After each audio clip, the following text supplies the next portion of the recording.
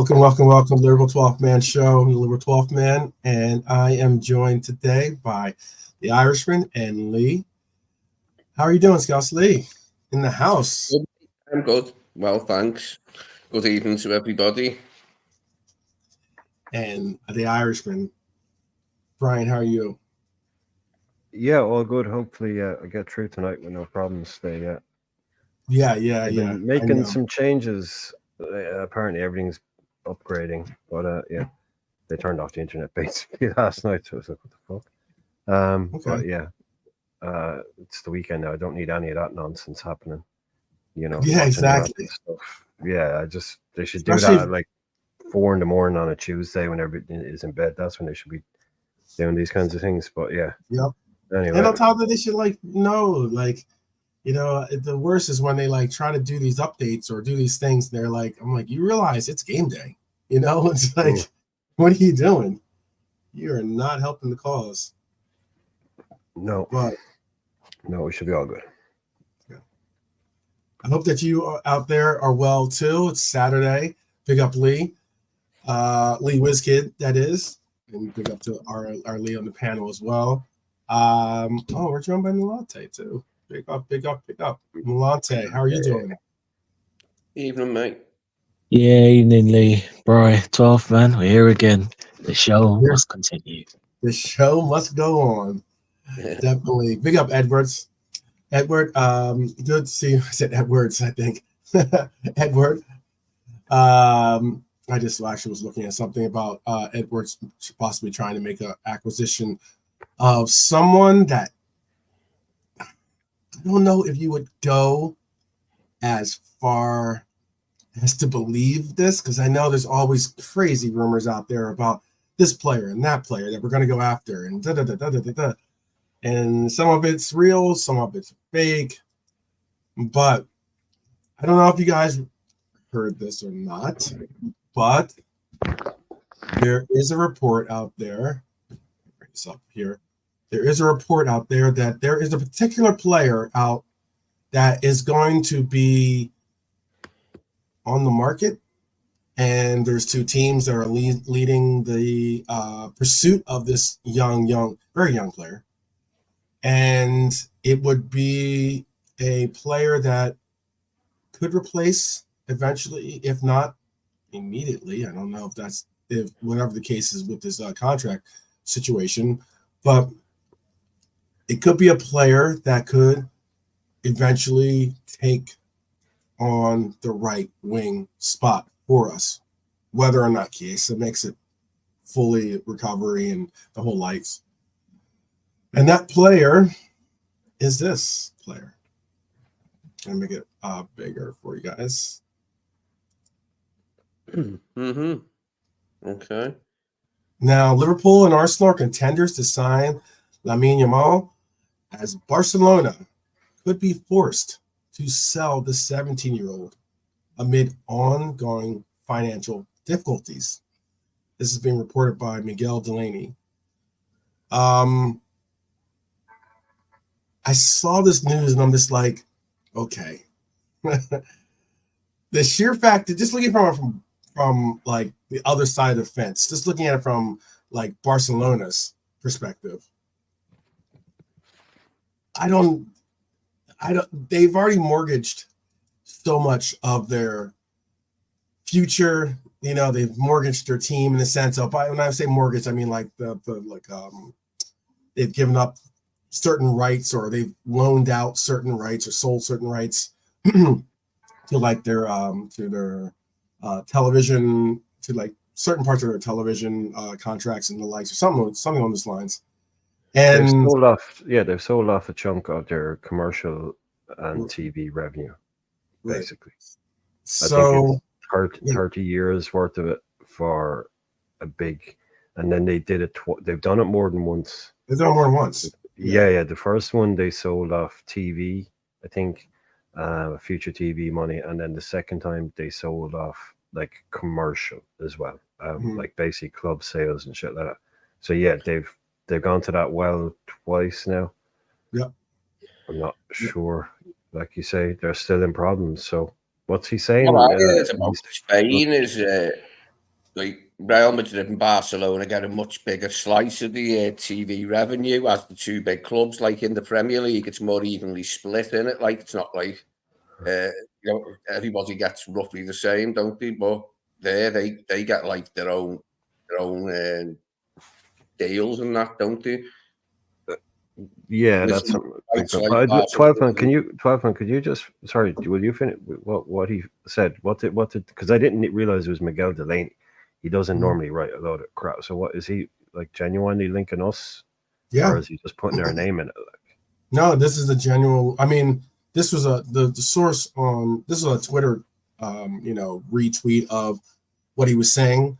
But he says Liverpool and Arsenal are contenders to sign Lamine Yamal, as Barcelona could be forced to sell the 17-year-old amid ongoing financial difficulties. Mm. So I know that Arsenal are a team heavily looking at upgrading their front line and their offensive,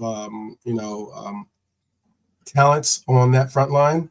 And I know that we are in a place right now where obviously I'm all on board on giving Mo Salah an extension, but this will be a nice boost to this will be a nice boost too, though, if this young man could. I mean, we've seen what promise this guy's got via the Euros. He certainly has made a coming out party out of the Euros. So, yeah, and you're right. Miguel Delaney does not necessarily just clickbait or make up stuff really. So I mean, it has to have some. Yeah, I mean, it'd be a hard deal to get over the line, probably, but it'd be a good one, wouldn't it?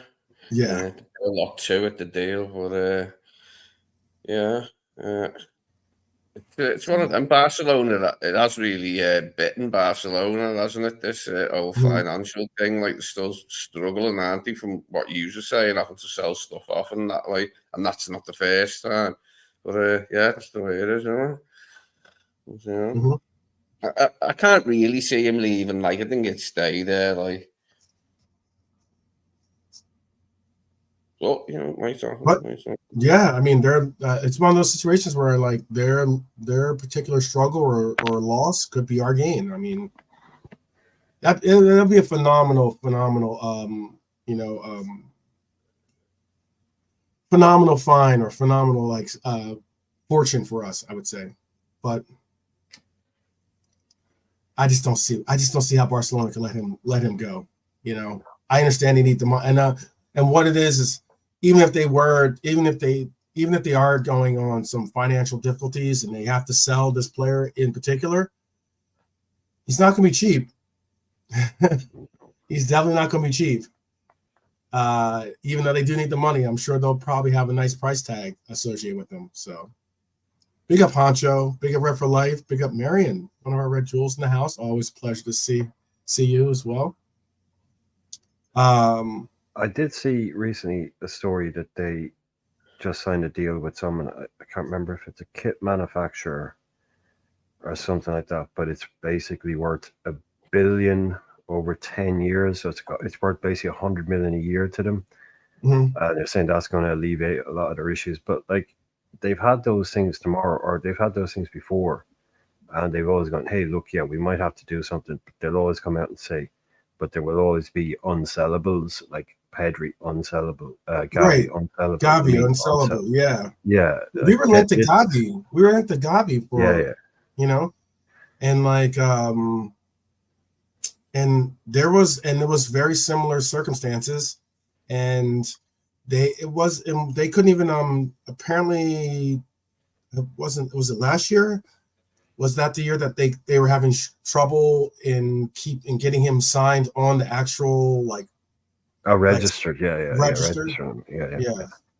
They've had problems with that since going back to Arda Turan, where they got Turan and they couldn't play him, and there was another guy they couldn't play for 3 months.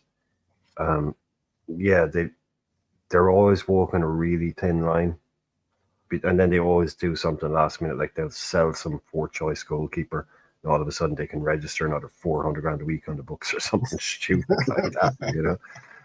Yeah. But hey, look, fair play to them, you know.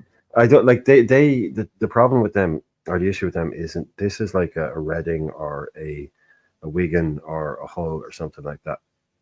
Barcelona generate on a daily basis millions. They make millions every single day. They have cash pouring into that club. So even though they might have problems, that's why they're able to sell off, because those guys can look and go, oh, it's Barcelona. Yeah, we're still going to be making that money in 30 years off them. They're still going, they're not going anywhere. So I find it's intriguing that Miguel Delaney wrote that story. Otherwise, I would have completely brushed it off. Yeah.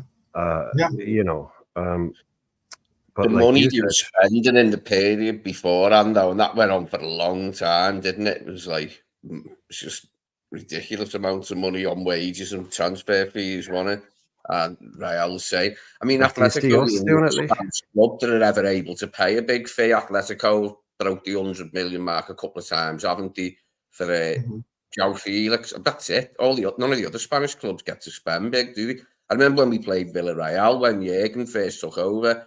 I can't remember who the Villarreal manager was, but he was going on and on, you know, about us having spent 35 million on Benteke, and he wasn't even in our team that was going to be playing them. You know, he made a big deal of that, like, you know, going, oh, Premier League clubs, you can do this, you can do. And there is a difference, isn't there, in Spain? Like, there's only a couple of clubs that can really spend. The others, I can never remember Valencia or Bilbao, anyone like that spending big, like, can you? When they did it, usually ended them up in trouble. But does it seem like a transfer we do? It just doesn't, does it? The money he'd cost, the wages he'd want. No, I mean, how about this? How about the fact that does he even really want to come to England? There's all of that as well, you know. I mean, like, there's no guarantee that he wants to leave Spain, much less, you know, maybe go to a climate and you know, cultural background that's more suiting or more closer to what he's experiencing now in Barcelona.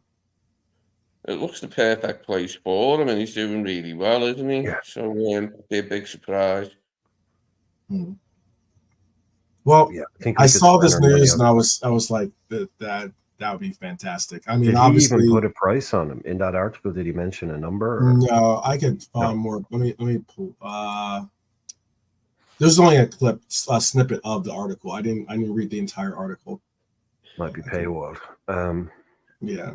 You have to imagine 180, 200 million. If he was Mosley placement, getting a Moroccan replacement for an Egyptian, the other end of the North African coast there. Yeah, nice. Yeah, he's Moroccan. Yeah, he's Moroccan, and he like Moroccan Spanish.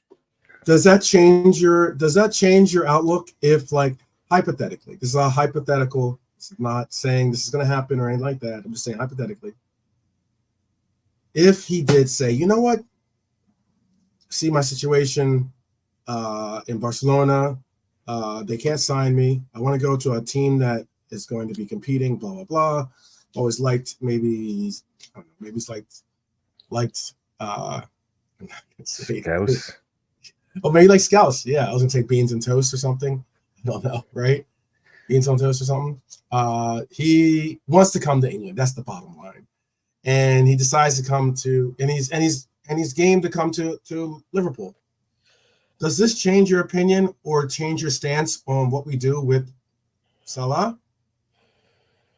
And especially if it means we can sign one, but we can't keep both. Oh, that's something I haven't established. Maybe you can tell me. Is he left-footed, Jamal, or is he right-footed? He can play both, Lee. He's both. He's 2-footed. Yeah, he plays off the right, but he's left. But he can play with the right foot as well. But he's more left-footed. But he can play with both. Does he play? He plays off the right for Spain, though, doesn't he? He plays on the right, Brian. Yeah, he plays on the right. He plays on the right for Spain. He does. Yeah. So he could be a replacement for Mo. He plays on the. I want to say he plays on the right for Barcelona too. Yeah, I'd take in the hypothetical. If it meant getting him next season and Mo goes off to Saudi. Yeah, cool. Happy days. We ain't getting him though. He is left-footed, 17 years old. That's crazy. Look what happened to Ansu Fati, though. So, Ansu Fati was Lamine Yamal about 4 years ago, and now he can't even get a game at Brighton. Now, that's because he did have a bad knee injury, which he's back with Barcelona now, though. He's back there, yeah. He they did an operation on his knee, and apparently they didn't do it correctly. Yeah, he had to have a second one. So apparently that kind of messed up Ansu Fati a little bit, and they're looking at him potentially not being able to get back to the player he was. And at 17, like, he was Lamal, like what? He was that guy. Yeah, unbelievable player, like getting an injury like that. Yeah. And I was shocked to hear that this day and age, a team like Barca, they could, not that it was a botched operation, but that was, a couple of people were kind of saying that some people were like, there was one particular doctor was like, they fucked that up.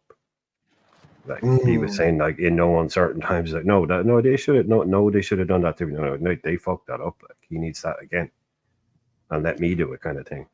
You'd imagine hearing that as a player, like, it's your knee, like, it's what, wouldn't it? Right now on the market, Yamal has a £134.1 million market value. Yeah, you can stick 50 on that at least. They'd ask for two. They'd ask for 182 to move him, I reckon. If he's locked in, I'm assuming he's locked in, right? Because he's not 18 yet. So is there an issue there? Has he got a long-term deal? Is it all signed and sealed for 6 years, or any of this kind of nonsense? That's a good point. Let me see if I can find it. Yeah, you should have a long-term deal. For what I remember, the release clause is the usual mad release clause that is unbuyable with Lamar. So I was pretty sure I heard he just signed his first professional deal. No, I did. He just signed his first professional deal recently. Yeah, he did. Yeah, it's getting more and more kind of unlikely. Let's see. For your answer,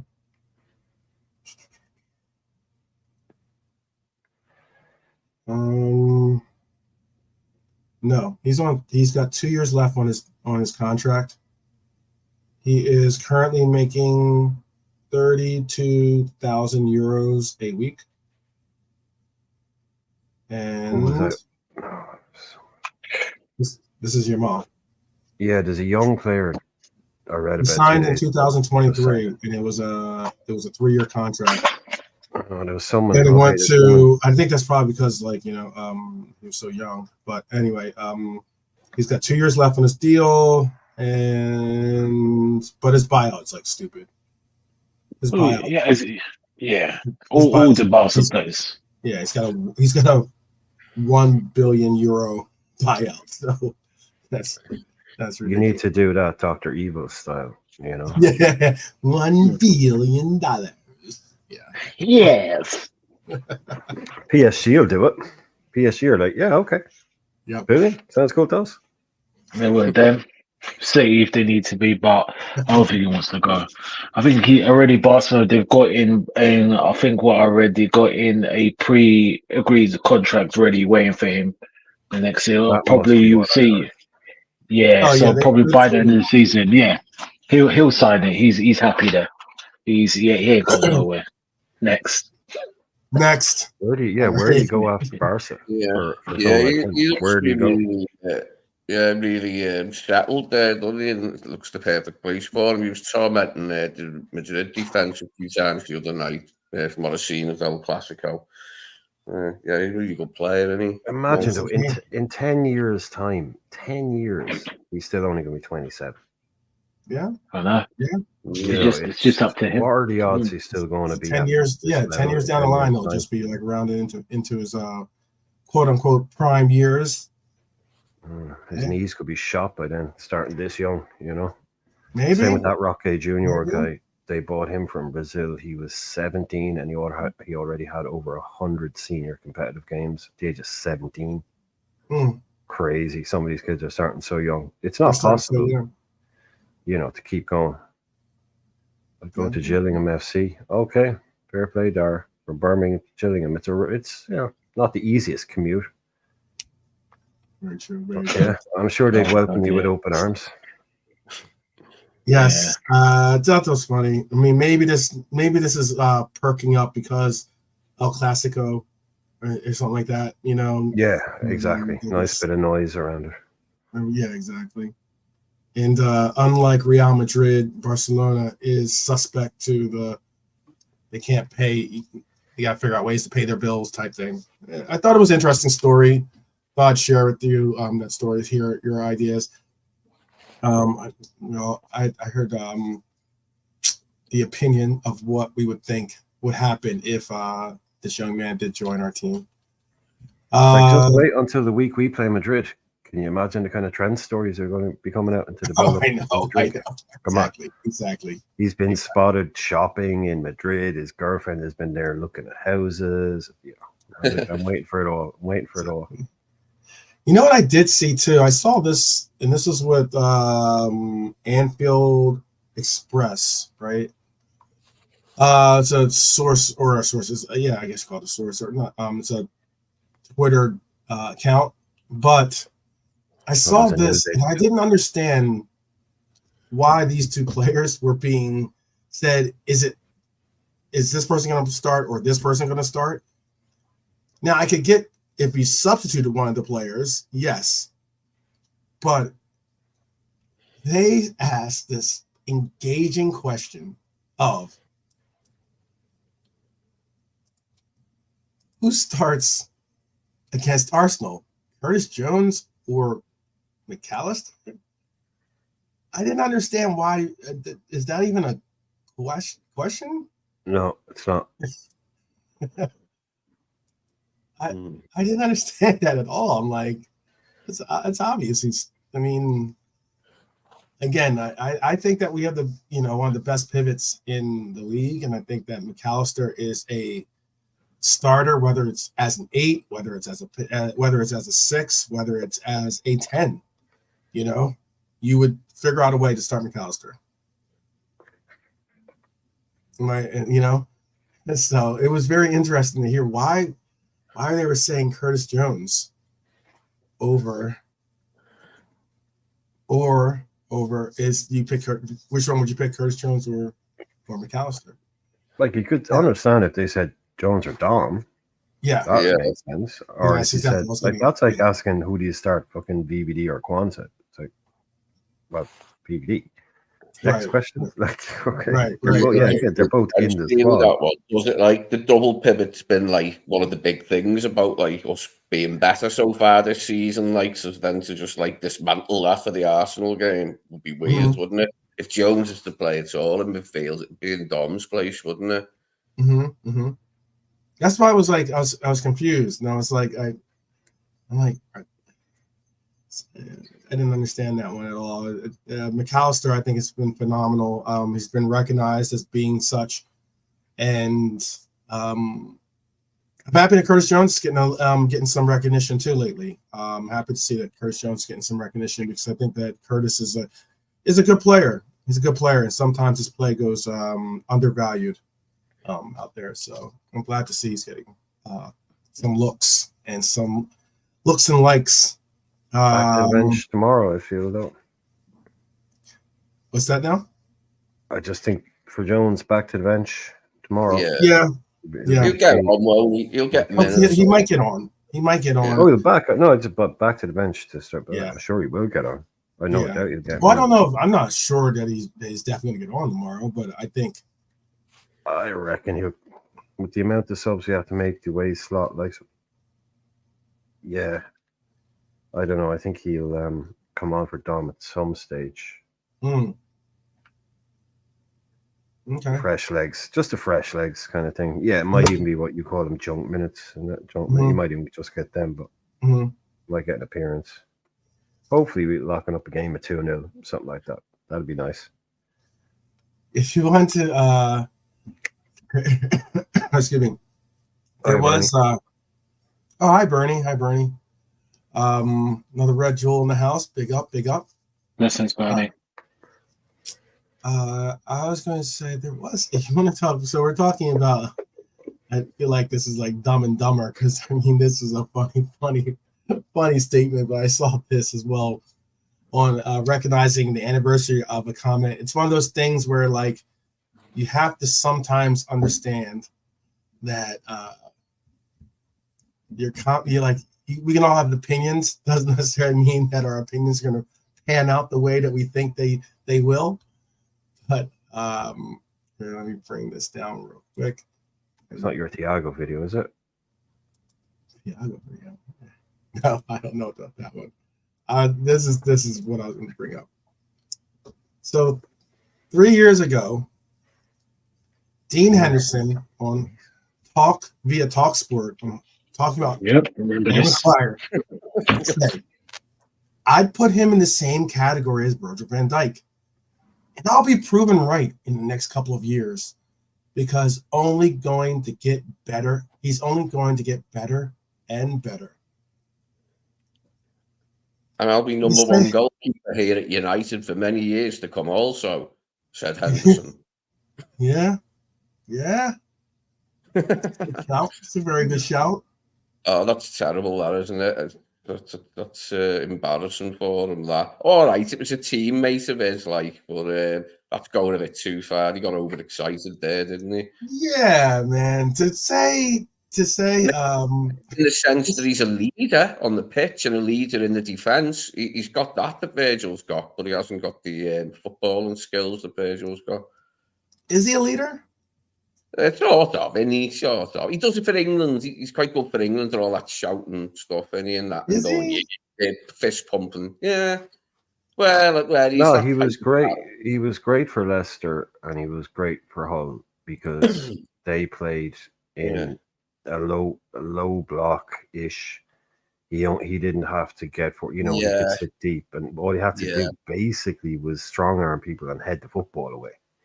As soon as he was put into a team where he actually had to play progressive football, his flaws are pretty quickly exposed. Like, he's not League One.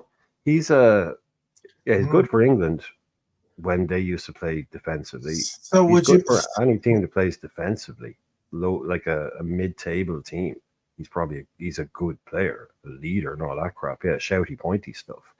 But when you're talking about the top level. I mean, because leaders don't tend. I mean, it's not like he's done his career and he's over. I'm trying to put myself leaders don't necessarily lose. I mean, he lost his captain. He lost the captain band. That's why. No, look, I'm just saying for Leicester and those kind of clubs, they considered him good at all that shit. But that's not top stuff. He's good at. He can be a leader. Back then, someone like him can be. Is what I'm trying to get at. At a club like that, that's his level. That's where he thrives. If you ask him to go up another level, no, he. But the thing about it too, though, is that this comment was said in year. This comment was said year 4 of his existence with Manchester United. Yeah, Dean Henderson. Dean Henderson is the guy that got photographed giving a Nazi salute at the club party when they were at Crystal Palace, I think it was. I don't remember that. Yeah. And I remember that. He was doing the Hitler mustache and the Nazi salute, right, when they were taking a club photo, and it got out. And he said he tried to get away with by saying he was just trying to get the waiter's attention. And everyone was like, Dean, nobody's buying that. Do you want to have another go? Do you want to try again?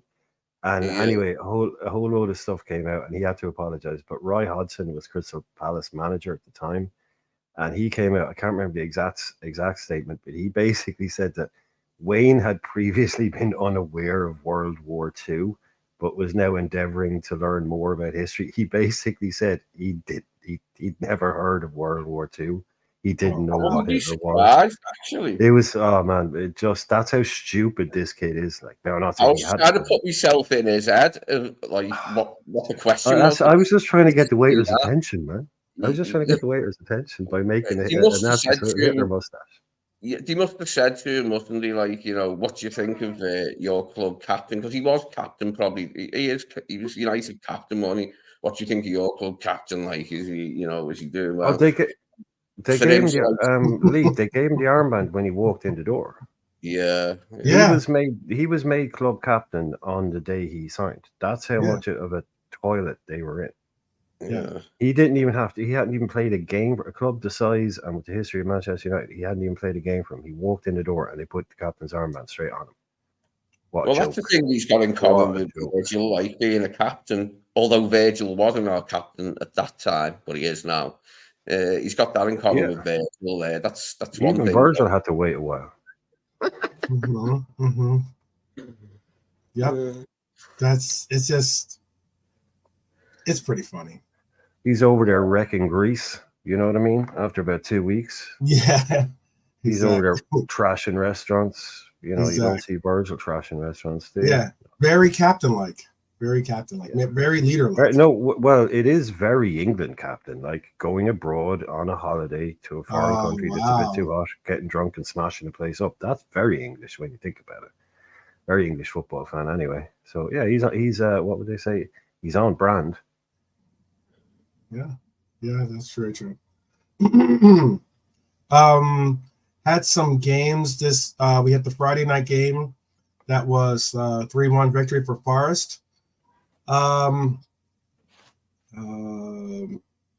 Manchester City, ended up getting a 1-0 win at home against Southampton. That's pretty wild. They scored really early, didn't they? Yeah. Peter Peshford and won it, which we knew it would be. I didn't think it'd only be 1-0, but then again, that's all he needed to do. Yeah. He did what he needed to do.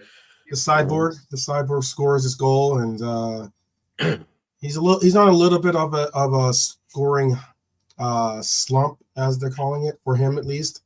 But he did get his goal today. But still 1-0. Brighton ended up getting a 2-2 draw against the Wolves. I was pleased for Wolves. Brentford had some goals, got a red card, but ended up coming up short against Brentford 4-3. And then we had a 1-1 draw, Bournemouth visiting Villa. I think that was kind of surprising, actually. And then Fulham 1-1 draw at Everton. I'm not sure if Lee's dad was happy about that, considering we were playing at Everton. But or maybe even Marion's hubby. I think Fulham's a decent team, though. I don't know. I don't think they're going to get Europe, but they'll probably they're a middle table type team. I think probably. It's close to being on that 8, 9, 8, maybe even 7, 7th in the league type thing. I don't know if you think different. Fulham are stupid, man. They're either finishing 9th or 16th. You just don't know. Like, they seem to be like that every season. They'll have they're just totally unpredictable. Like, that's why I don't mind playing them because they always try and play football, which is usually plays into your hands. Mm-hmm. But they're just wildly unpredictable. They always tend to stay up, but they could touch Europe, get close to the edge, especially now with the amount of teams. Get close to like Conference League or something like that. But or they could finish just above the relegation zone and get out of it. They came pretty close. Mitrovic kept them up recently a couple of times. Yeah. But Silva, did that finish? That was 1-0 the last time I saw it. I didn't see the end result there. Sorry, at Everton. Yeah, 1-1. 1-1. Okay. Yeah. I've always liked Silva because of the football he plays. I think he made some Beto saved choices. Everton a point, basically, in the 94th minute. So he got a game-tying goal in the dying minutes of the game for Everton. I'm sure they were happy about that. Excuse me. It's very dry. And then Iwobi was the goal scorer for Fulham early in that matchup. So, that's the game. There's a couple of games tomorrow, too. We have West Ham hosting United. We have Crystal Palace. The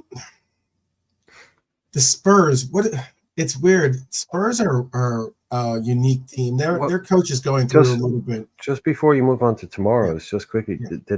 did City? I mean, did anybody see that? Should they batter them? Dara said he saw the game. I think he was asking if anyone else did, at least. I was like, most people would have had that down as a 4. You know, the realistic people would have had it as 4. There would have been kids out there going, "Oh, that's going to be 8-9-0." Yep. That's a triple captain Haaland job. If there's no double game weeks, that's a triple captain almost. Southampton at home.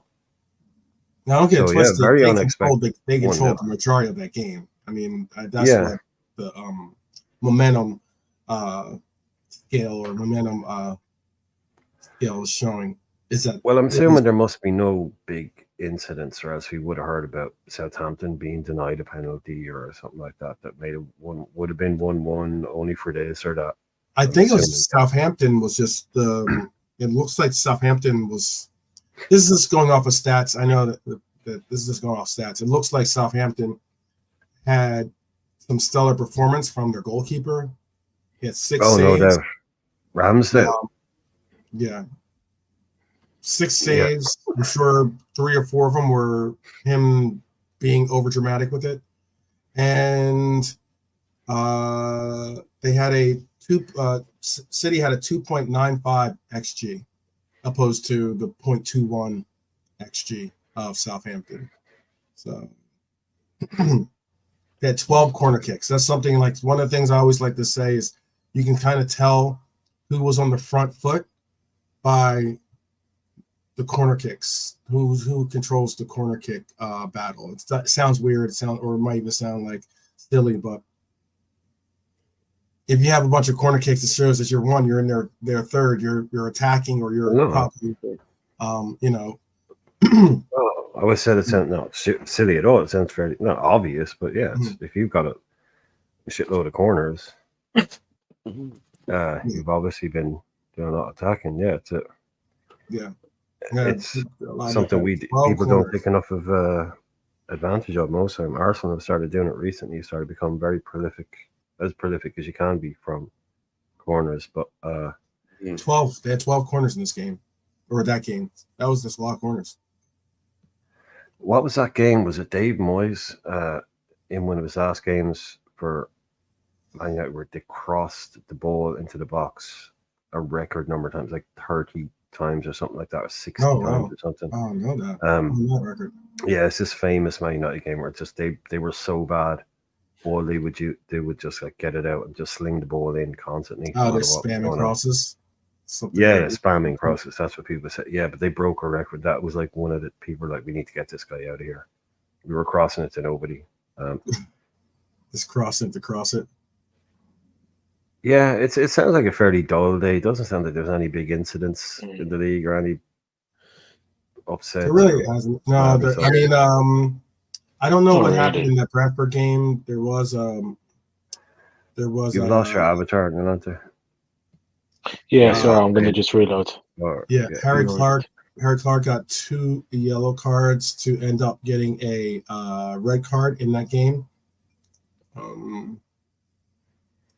And it was a game that Ipswich was up early. They're up 2-0 in the 31st minute. They scored in the 28th minute, and then they scored in the 31st minute. And Visa scored in the 44th minute. And all of a sudden, it was on. It was on. Yeah, Ipswich still looking for their first win, aren't they? Yeah. Yep. They didn't help their cause by giving them an own goal, so that didn't help. The own goal that no, they gave up an own goal they were down 2-0. Brentford scored, and then Harry Clark had an own goal, and that tied it up at 2. And then that's the story from today. Sorry, Harry Clark. I think that's the That's the big start. Yeah, he got sent off. Hmm. I think it's his debut. Well, it's close to his debut. Like people are comparing it to the famous Jonathan Woodgate debut for Real Madrid when he gave away a penalty and got sent off. He gave away a penalty. He scored an own goal, and he got sent off. All in the same game. That's like the trip. It's like the hat trick. It's the perfect hat trick of doom. F-ups, Yeah, yeah. It's like, wow, what are you going? Like, what's he replaying in his head? How, like, you make a mistake on the pitch, you replaying that thing over and over, or you score a great goal, you replaying it over. Which of those mistakes is he replaying in his head right now? He's got 3 different movies going on right now. He's got the own goal going on, the penalty going on, and the red card going on. Yeah. That is a hell of a lot of stuff to get your head around. That is a bad day. That's a office. crazy story. Real bad day. Yeah, it's going to be a quiz question for next year. Yeah. Which player, got sent off, scored an own goal, and gave away a penalty in the same game? It's old Jackie Clark. Yeah. Or Harry Clark, right? Isn't it Harry Clark? Harry Clark, sorry. Yeah. Yeah. I think Lee Wizkid's comment is spot on too. It's a long season. I get that. Very, very long season. But knocking on Europeans' door is Forest. That is pretty crazy. Sitting with Forest, yeah. Right. Yeah, I remember Forest being like second in the league a few times in the mid-90s when they were half decent. When Collymore still played for them and Brian Roy was his partner up front, the Dutch forward Brian Roy. I remember them being second a couple of times. Not at the end of the season, I mean at various stages in the season, like at Christmas and that. They were like second under Frank Clark. Yeah. And they did get in Europe. They did get in Europe under Frank Clark, Yeah. It kind of puts Philip. a little Big up, Philip. Big up to yourself. It does kind of put a little perspective though on the fact that, like, as in people were laughing at, he lost to Forest, especially at Anfield. I understand that. Like, no one expects us to necessarily lose to Forest at home. I don't think anyone had that as being the case, but it does put a little perspective on the fact that I've said it after that game. I said it like it showed in their form as they continued to play. I was like, hey, I think they got a draw against Chelsea. They either beat Chelsea or got a draw against Chelsea, I think, right? True. Forest is a team that the way they're set up, they're going to get some type of result, most likely. I'm not saying they're going to win a bunch of games, excuse me, but they are set up to where they can stick around in the game long enough and maybe get a result, or at least, meaning like a win, or at least get a draw. And that's just the way they're set up this year. And they've got in the last 10, they've got 4 wins and 4 draws against some decent teams. I mean, they've only lost to Fulham and they've lost to Newcastle, 2 teams that are in, a little bit shaky form in itself, but all the same, I mean, they have taken on Chelsea, like I said. So they got a win against us. So the league, I think, tells the results like that just tell you that the league, any team in the league can have its day. That's how I see it. Any team in the league can have its day, and you get a little bit of form, you get a little bit of momentum, and all of a sudden you get a draw, you get a couple wins, and all of a sudden you're in 6th place. 6th place, that's crazy. Sitting above Chelsea. I had Nuno down to get sacked when we were doing our thing because our manager thing, I had him down as my first guy to get sacked. Mm-hmm. And as I said at the time, it was because he's a bit of a janky manager. It didn't work well. It works well at some of his clubs, doesn't work well at the other ones. Mm-hmm. But I said more than that, it was because the owner is a lunatic and he's very trigger happy. So if I had just altered my prediction to from first manager to get sacked to first owner to get banned for spitting at somebody, I would have been spot on. I would have been absolutely spot on. Now, see, the owner's a lunatic. I told you, he's been banned for spitting at Harry somebody. Mathis, is it? Yeah. Absolute head case, so he is. Absolutely. So he's been banned. I thought something, because I knew something was going to happen there. I was pretty. My money, he would have been. Yeah, I'll get my money back at least. Yeah, out of all the Premier League managers, he would have been one of the ones I'd have picked for the early shot. Given last season, the season he had had last start. And a bad start, and he would have been gone. But he did a great job. I'm surprised Cooper is still in after. That's the big result for me. Is that Forest Leicester result? That's the one. Because it didn't happen today. That was the biggest result of the weekend. I'm surprised Cooper hasn't gotten the bullet yet. Also to ask, does Forest still have the ex referee as their whatever? No, they got rid of that. They get rid of that? They binned that off, yeah. They realized it was over the shite, so they binned it off. Trying to shave off some I'm salaries. not really sure what the idea was, what he was supposed to do for them. Like, explain to them why they were getting fucked over every week by referees. What was his job, you know? What did they think he could do? Ring up the bar during the game and go, I think you should change your mind and give us that one. It's Klatz here. You remember me, Klatz?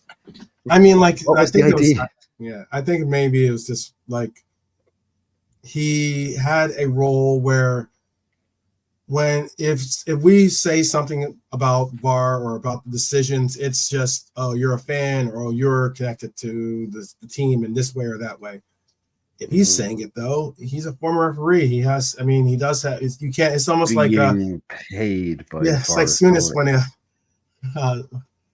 what was that? What's the show he's on? He's on a talk show with he's on with. What's it called? Ref Watch, where the look at the refs.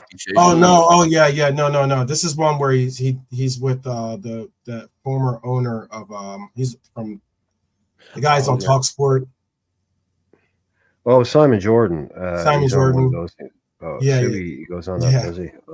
When they do not like each other, by the way. I don't know. No, good. If someone doesn't like Simon Jordan, I think I'm already. Yeah, he's already half sound. He doesn't like Simon Jordan. Okay, must be a good guy. Yeah. But he kept pointing it out on this last episode that I saw about. He's like, oh well, you know, he's talking about you have. It will always critique someone saying, well, you never played the game, so you can't have obviously the perspective that I have, right? So you can say the same problem. Maybe that's what he was trying to say about the referees. You've never been a referee, so you can't understand what this and that, what you have to be or what you have to look at or look for. The things we've seen, man. The things we've seen. Yeah. I'm not going back out there. You're crazy. The horror.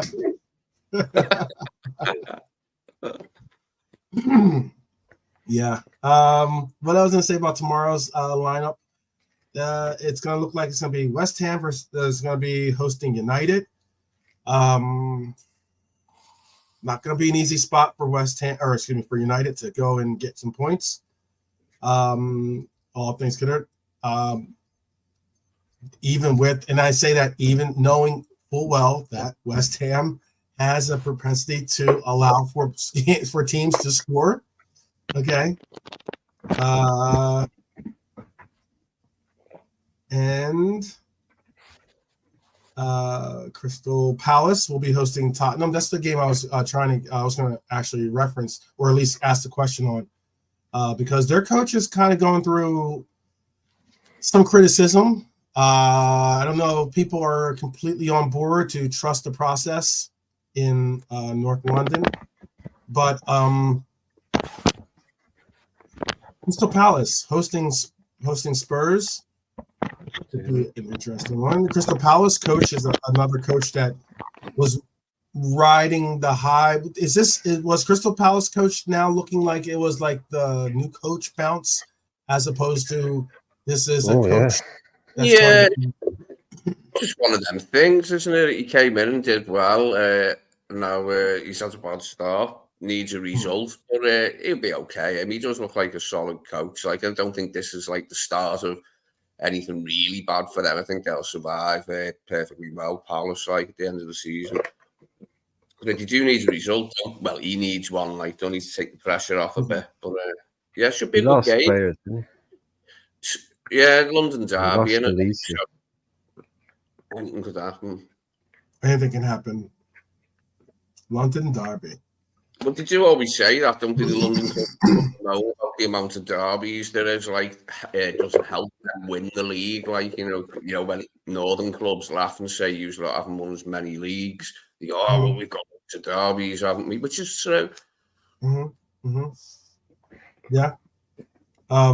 Chelsea will be hosting Newcastle tomorrow too, and then obviously the big game that it's going to be an interesting one. I'm not certain if we're going to have a lot of scoring or not. I'm hoping that we do. I picked us to have some scoring, obviously, but that was me just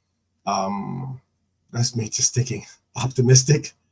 But yes.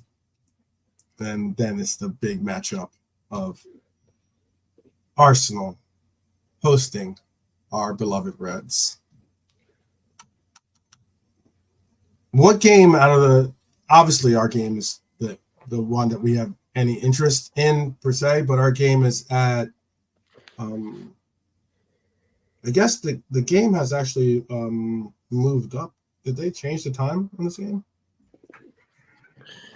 Was it going to be 3 it's 5:30. It's 5:30 UK. Yeah. Oh, right. Forward an hour. Yeah, they moved it up. They moved it. Right? Because I don't think because it's 9:30 in the morning for me. I was prepared to wake up I thought I was waking up at 7 a.m. or 6 a.m. to do the roll call, basically. A little bit of a reprieve for you then, mate.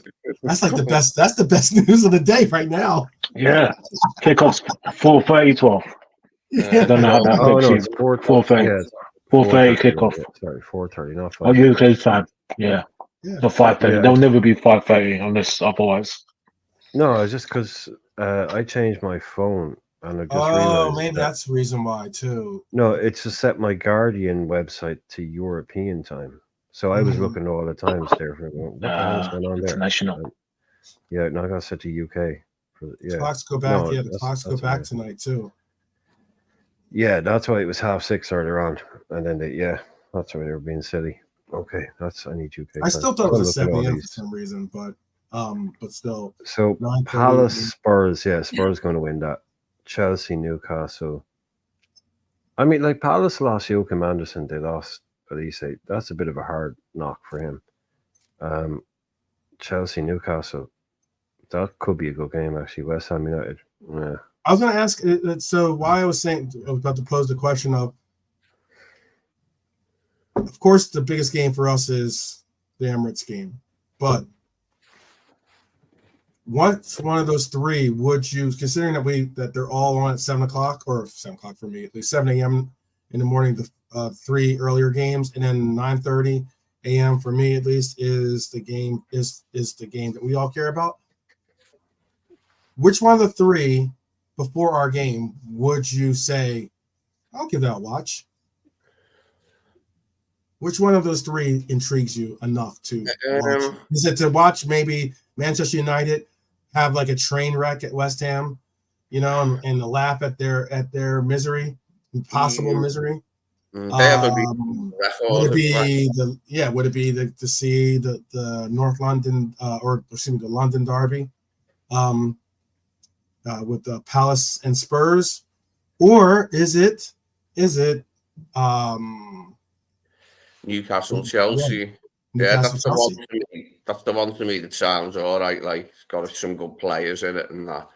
That could be an all right game. That Chelsea Newcastle.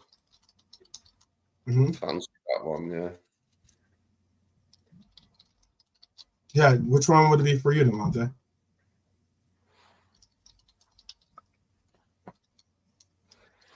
I'm stuck between two. I mean, yeah, the obvious would be West Ham United against them old toilet and another club, as you said, nicely 12 in the nicest possible way. Oh, so man, you can say the nicest. Is that West Ham? Is that West Ham? Yeah, I know. Yeah, I know. Yeah, is that the West Ham? Yeah. But I don't know, for whatever reason, I'm interested in the Chelsea and Newcastle game. I think that'd be quite a good game. And I think there's a potential, if Newcastle lose again, there's a potential Eddie Howe might be one of, you should put him up there in terms of getting the sack. Oh, wow. Yeah. Wow. Yeah. I thought he was going. I think I had him. I picked Eddie Howe to go, but I didn't pick him because he was going to be losing or becoming in a poor match. Yeah. I thought he was going to go because I thought eventually England was going to come. This is when I thought England was only picking English coaches. Yeah. And I thought that he was the most coveted of the English coaches that haven't given England a try as the national coach. So I thought maybe he would be persuaded to try on England. I don't think that he's going to take. I don't think the furthest he's ever going to take Newcastle was what we saw in the year that we had an off year, Mm-hmm. And I think that if it takes Liverpool having an off year, who else had an off year? Chelsea had an off year. If it's going to take you having 2, 3, if not 4 of the teams having that normally fight for the top 4, having off years for you to get into and just get into the top 4, then you might want to find someone that could bring you to that next level. Yeah, I feel he's not gotten an inordinately long time left as manager at Newcastle. They're going to bring someone else in sooner rather than later, I would imagine. I couldn't see him starting next season. Like, I don't know why. I just don't feel it. Like, I feel he will go. He will get the sack. Like, they'll go on a run and they'll probably sack him. Yeah. No. But yeah, they'll probably go on a bad run. They'll get rid of him. Yeah, agreed. It's a bit. I feel a little bit for him because he took them to the heights. But again, it's Premiership's different, man. And again, because of PSR, I don't think he and the sporting director Paul Mitchell. I don't think. Obviously, they've been clashing over signings. He hasn't really had that much in terms of spending, and then obviously before the deadline, and they're just in not great form. And yeah, it's just. Obviously, Saudi owners, you know what they're like, man. They got rid of Steve Bruce, which, fair enough, I can't blame them because Steve Bruce is a horrible manager within about 5-6 minutes. But they're just going to be trigger happy, and then they're going to look for the next big thing, next big name, really. And then also you've got players unsettled. Bruno's unsettled a bit, although he's giving it the old and Isak, who's stalling on the new contract. So that's happy days because in my personal mate, if he's stalling, mate, bye-bye Darwin, get an Isak. That's what I'm saying. I think that's funny because I get all those people out there that were saying Isak. I get it. He's a talent. I'm not saying he's not. I'm not saying he doesn't have ability, but I know you don't rate him too much, do you? 12. I just don't. It's only primarily because it's just his availability is suspect, and in a league that's not it's a tough league to stay fit in because it's so physical. You're really, really banking on a lot for a player that, albeit he had a good year last year, but I can count how many goals he has on one hand, actually on one finger this year. So it's that same guy. Everyone was coveting and saying, "Oh, how grazingly! This is a team. It's not like Newcastle comes to town and everyone's like, hey, let's sit back in the low block against Newcastle." He was getting his opportunities, and he's injured again or was injured. I'm not sure if he's still injured or not. Is he still injured? No. He played the last game. Okay. I was saying right now he's not injured. No, he played. Yeah, he's been in and out a little bit. with the. Yeah, he's. It's only injuries with him. Yeah, that's it. The season before last, anybody that played fantasy football will know it was every Friday night waiting, because a lot of people were in on him and Wilson, and either one of them would be out. Every other week, it was either one was going to be in, the other was going to be out. Yeah. So that is really paid a lot of money for him. Chelsea tried to take him during the summer in a swap deal for Jackson. They were trying to get Jackson to go to Newcastle, and Chelsea wanted to take Isak. So Isak, a fully fit Isak, yeah, 100%. Yeah, I've seen it, but then that's the only thing. You can never buy it. You can't. There isn't like the 100% fit version that you can buy. You have to buy the real version. So, but if you're just talking about ability, he was out then against. Oh, sorry, I was gonna say. We'll give you just some clarity. His last game before the Newcastle Brighton game on the 19th. His last game before that was on the 21st of September. Yeah, I think there's something going on there. I think he wants out. Like Nolante was saying, I think that might be as much to do with that as anything else. Okay. I think he does want to leave. I think a lot of those guys have realized that this project, as it might be, even if Newcastle were to become dominant in some way, it's going to take a lot longer. Their careers are going to be finished. The likes of Isak, Bruno, they're not going to be around right when Newcastle start winning league titles, if they ever do. 100%. Because they're already not in Europe again. They can't muscle their way to the top table now by just putting money there. So if you're 25, 26, you want to win leagues, Champions Leagues, your agent is saying you're good enough to play for Madrid. Bruno, Madrid wants you, City wants you. I mean, how long are you going to stick around waiting for Newcastle to become this club? Do you think he's trying to force his way out? I mean, I know that I know. No, I don't about force his way out. I don't know. Was it you, Lee, that said? I was going to say, I think it was Lee that said that he's trying to get he wants to get a new contract, or was it you? I think Alante said he was stalling. Alante, I think you said if he was stalling. Okay. Because he's got a 4-year deal currently. So, I mean, he signed it, or 4 years left on his deal, excuse me, because he had a 6-year contract that he signed. Yeah. His deal goes to 2028, and he's got $120K a week being pocketed. So it's not like he's making peanuts. He's not making probably what you would expect an elite striker to be getting. I'm sure he probably wants closer to like 160, 180 or something like that, if not more. I don't think he's worth more than. How old is he? 24, I guess. 24. I'm guessing 24. 24, 25, yeah. He's no older than that. He is 24. He's primed and he's ready to move, definitely. But they're not going to make a profit on him, you see. Like they spent about 65 million on him. Yeah. So I don't think they're like, even if they did make a profit, it might be 5-8 million. Like that's probably about what he's worth now. Like with his injury record, they're trying to get 100 million. That's what they're trying stop to do. That. Yeah, stop that. No. Not for no. I'm sorry. No. Coming to America is a great movie, by the way. More, you're right. Sorry. He said Coming to America. Oh yeah, they remake? Oh, they made a sequel recently. They did make a sequel to. I probably best avoid it. I've heard. It just sometimes like when those sequels come out, or when the like when Eddie Murphy at his peak. It's too long, isn't it? Yeah. All those barbershop scenes and that Eddie Murphy is just, like he ruined it with like doing that like stuff in that Flubbers movie, or what is it?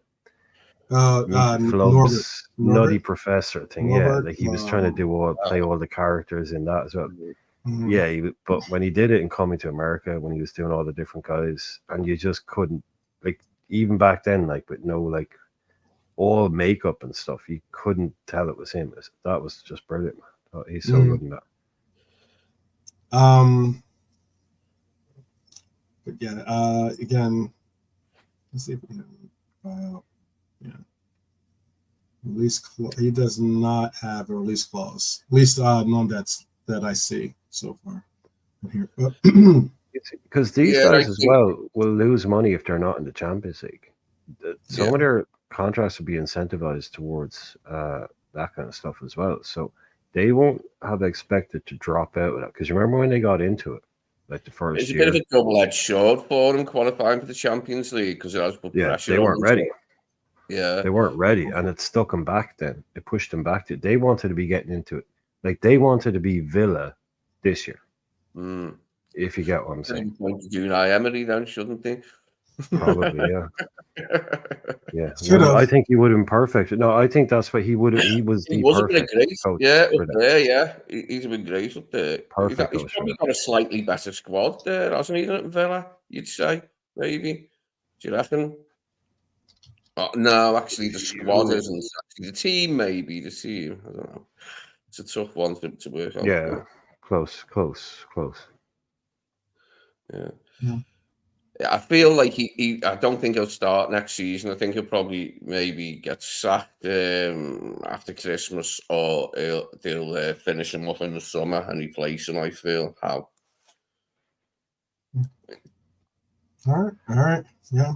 Well, it's, Yeah, I think they want the box office manager to go with their box office team. Eddie Howe ain't box office. he's not box Not office. that there is that many around, I suppose, but I know, I'd be interested to see who he went for. Like, But you gotta have a manager. he's an arrogant little prick as well, though. He'll be like, "Oh, I'm going to go and do this. I'm going to do that job." He's going to get himself sacked by flirting with other clubs. I think. How? I think he'll Eddie get Howe? himself sacked. Yeah. Because he was making eyes at the England job. He was trying, and they like, but then they realized, oh, he's too expensive. But he was kind of like, yeah, it would he have cost let him it be $6 known that he million. would have. I didn't know about that, but it would cost him $6 million to get released from his contract. So now, once And the money he would have wanted. the FA saw that, they're like, yeah, they're like, we're good. Yeah. Well, shoot. There is something else I wanted to bring up too. One, I wanted to do this right here. I'll bring up this point first. One, I wanted to definitely say we didn't get. I don't think we did say happy birthday, but it was. He's a Scorpio too, apparently. Happy birthday to Chiesa. I don't know if we said happy birthday. It was the 24th was his birthday. It was 2 days ago. Happy belated birthday, say, to Chiesa. I hope that his birthday wish is getting back on the pitch and staying here. Maybe he went back to Italy for his birthday, and that's why everybody got their knickers in a twist. Maybe. I mean, Lee, is there many good Italian restaurants on down there in Bootle, or is there? What's the crack there? I'm not sure. I wouldn't know. I'm not the man to ask. A good pizza restaurant, maybe somewhere you can get a birthday party going on. There you go. Or they do you a cake. Yeah, right. I know. Do you have Chuck E. Cheese's over in Europe? I don't think so. No. Don't have them here. I know what it is. Oh no, Chuck E. Cheese. Oh God, no. With the animatronic. No. Yeah, the animatronic stuff. Yeah. Oh no. They don't have that here. Weird place. Yeah. That's No, I know what it is. Yeah, I know it, but no, we don't. Yeah. I'm sure we will have at some point. No, that thing is long dead, dude. Chuck E. Cheese is big in the 70s. Do you have anything like it? Do you have anything like it? Maybe no. Oh, they don't have a chain. Well, no. Is there anything like Chuck E. Cheese's that band. I mean, That's so I weird. think there is something. There was something else. There's No, but I another. mean, like, is They had there to anything? compete. No, I They don't had like really two know. competing brands. I saw there's a documentary or There- something. It was pretty Yeah, wild. I saw the same thing. Yeah, I saw this. Well, I actually saw they did a last week tonight about it. Yeah, John Oliver did a show on it. Yeah. Yeah, Yeah. one guy broke away in it. But no, we don't have an animatronic band No. chain place. No. Okay. Just wondering. There's probably the odd place that don't worry, there's places that do weird shit, but there's no I'm chain sure there that are. does it. I'm Yeah, sure but there's there no are. chain. I've only chain heard of of- Chuck E. Cheese because of the film Me, Myself, and Irene. Oh, The Jim okay. Carrey, that one, because Chuck E. Cheese is in that. They go to a Chuck E. Cheese or something. That's the only reason I'd heard of it, but I know what it is like. Okay. Okay. But there you go. And Norm is saying Steve Yeah, I McMahon know. has There a you go. restaurant in Southport. So there you go. There you go, There you Chiesa. go. Next time you're looking Oh, for something. there you go. That's where you want to go out, isn't it? Southport, isn't it? That's where you're hoping to. Yeah, that's where the woman didn't want me flat, did she? But there's other No. ones, like, you know what I mean? And it might not even be there. Could move somewhere else. I don't Casa know. Italia. Casa Italia. Gotcha. Gotcha. Steve McMahon doing Stanley yeah, Street. and he's doing Italian. Come on, Chiesa. Boom. Make it happen. Yeah, yeah. There was a leak apparently of this too. I have it ready. This is reported to be the possible kit for next year, the home kit. Oh right, okay. Bit early for them, isn't it? Yeah, it is a bit early. It's like Christmas, Norm. It's getting earlier every year. That's a nice collar, by the way. Yeah, it's you know, it's tough to go wrong on the home kits. Yeah, Standard Chartered again. Then definitely are they still definitely the sponsor next year? Okay. Yeah. Yeah, it's pretty standard, isn't it? The 3 stripes, and then you have It's pretty the 3 standard. the Adidas logo that's on here. I like the old school Adidas logo. Yeah, they're Over going this to one? do that on the because that's their new corporate logo, but they're going to make a retro version of everyone that's going to have the old one because everybody is saying that they want the old logo. So guarantee you'll be able to get one for an extra 25 quid with that on it because they already know they're already making them, like redoing ones and putting that thing on it because they know I'm that's a bit really of a popular. traditionalist and that I do like. I the don't old like that logo. Adidas logo either. I'm not a fan of it all. Even if they was to do that, at least have Adidas written underneath it. But I know that's their thing now, so that's what they're going to use. But yeah, like you said, it should be impossible to go wrong with Liverpool home kit. Standard Chartered Badge, away you go. Yeah, it's a fairly bog standard like name, isn't it? Standard Chartered. Remember Everton had Chang beer. God, that was funny when they had Chang on their bloody kits. It was a bear and it was like an elephant was the symbol of the bear. An elephant or something like. It was just right. This is Everton's sponsor now, a Chinese beer. A drunk elephant. They're playing like drunk elephants being the implication. I do laugh at like terrible sponsors on like less well-off teams. That's a terrible, haughty thing to do with me. I know, like supporting one of the bigger clubs, but you know, when you see some of the sponsors for like smaller clubs and that, and you're like, oh, it would be nice to have something a bit catchier, though, wouldn't it? Then Standard Chartered. Yeah. It's because literally sounds like the world's most boring. Boring, yeah. But that's why it's okay because it's nondescript. Like there's nothing in it really to buzz off, is there? Yeah. A nice Hitachi or something. Because bring back fucking Hitachi. Yeah, Crown, nice and simple. Yeah, but something a bit snazzier. But yeah, they do sometimes have Future Makers, I think it's called, right? Oh, that's the charity one. That's the vision thing, I think, isn't it? Blindness charity or something, I think it is. Yeah. Future. Cool. Yeah. They wear that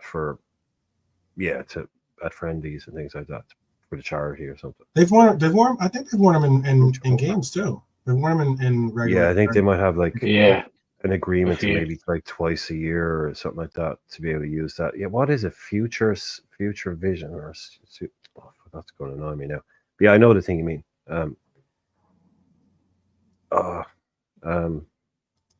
That's annoying. Like future sight savers or something. I thought it was Future Makers, but Future Future makers, Sights. okay. But is it like I today? I thought it thought it was a was. blindness charity.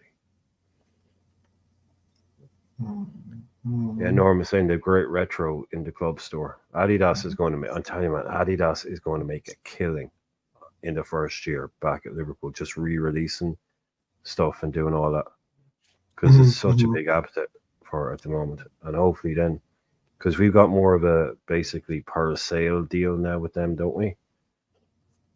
You know, it's or the opposite of that. I mean, like it's more of a basically it's a lump sum deal with us as opposed to future makers. Okay, that's it. Right. Okay. Future makers. Right. Yeah, that's what I said. Right? Okay. Sorry, I have this blindness charity in my head for some reason. But yeah, no, it's a nice deep red as well, isn't it? It's a nice shade of red.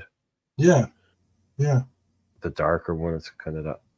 2008. I'm trying to find this to show you what it is that I'm speaking of. I did see one kit here, but any score in the Pasco. Juventus has a yes, it's 1-0 actually. Mbappe has scored. No, it's 0-0. It's offside. It's a great game, to be honest, to watch it. It's end to end. Honestly, great game. It's 0-0 halftime. My fault. Yeah, I saw someone say front three. Is it Rodrigo, Vinny, and no? No, they're playing 4-4-2 Diamond, Real Madrid. It's Vinny and Mbappe up front. Who's in the 10? Jude. Hey, Jude. So where's Rodrigo? I think he might be injured, you know. On the bench. No, he's benched. I think he might be benched, actually, bro. Oh, so Chimene, Camavinga, and Valverde in a 3 behind Jude. Would that be correct? I don't know, but I'm just. Is that it, Nolante? It is basically. Are they Real Madrid's in a 4-4-2, and they have Mbappe and Vinicius up front, and then they have midfield of Bellingham, Jude, Valverde, Chimene, and Camavinga. Yeah, exactly what I said. Cool. Yeah, so that's really interesting. That's a diamond of those 4. And then Barcelona has very narrow. Very constant. That's Ancelotti back in the day, man. It's going to be a good test for Arsenal when they come to town. Real Madrid have been offside for about. Yeah. No, it's okay. What I was going to say is because I'm in and out of the game. It's a good game. Real Madrid have been offside about 8 times. Barcelona played the offside trap to perfection. Even the Mbappe goal you thought that scored, that VAR check. So Barca, they're really pushing the high line and it's working, to be fair. Well, great game, though. Great game. I love the high risk nature of that. It's like, okay, they've got 2 of the best and fastest players in the world playing. Yeah, so you have to be a bit careful. Yeah. Okay, let's play high line then. Okay, cool. Yeah. I like that. That's very Ancelotti with Milan in the 2, that diamond, that 4-4-2 diamond. Yeah. That's very Ancelotti back then. So as soon as you said that, I was like, well, where's Rodrigo? Hopefully, sorry. Change your just tactics. To add to Norman. You don't need Rodrigo, and we'll buy him. We'll take him for 20 million. Thanks very much.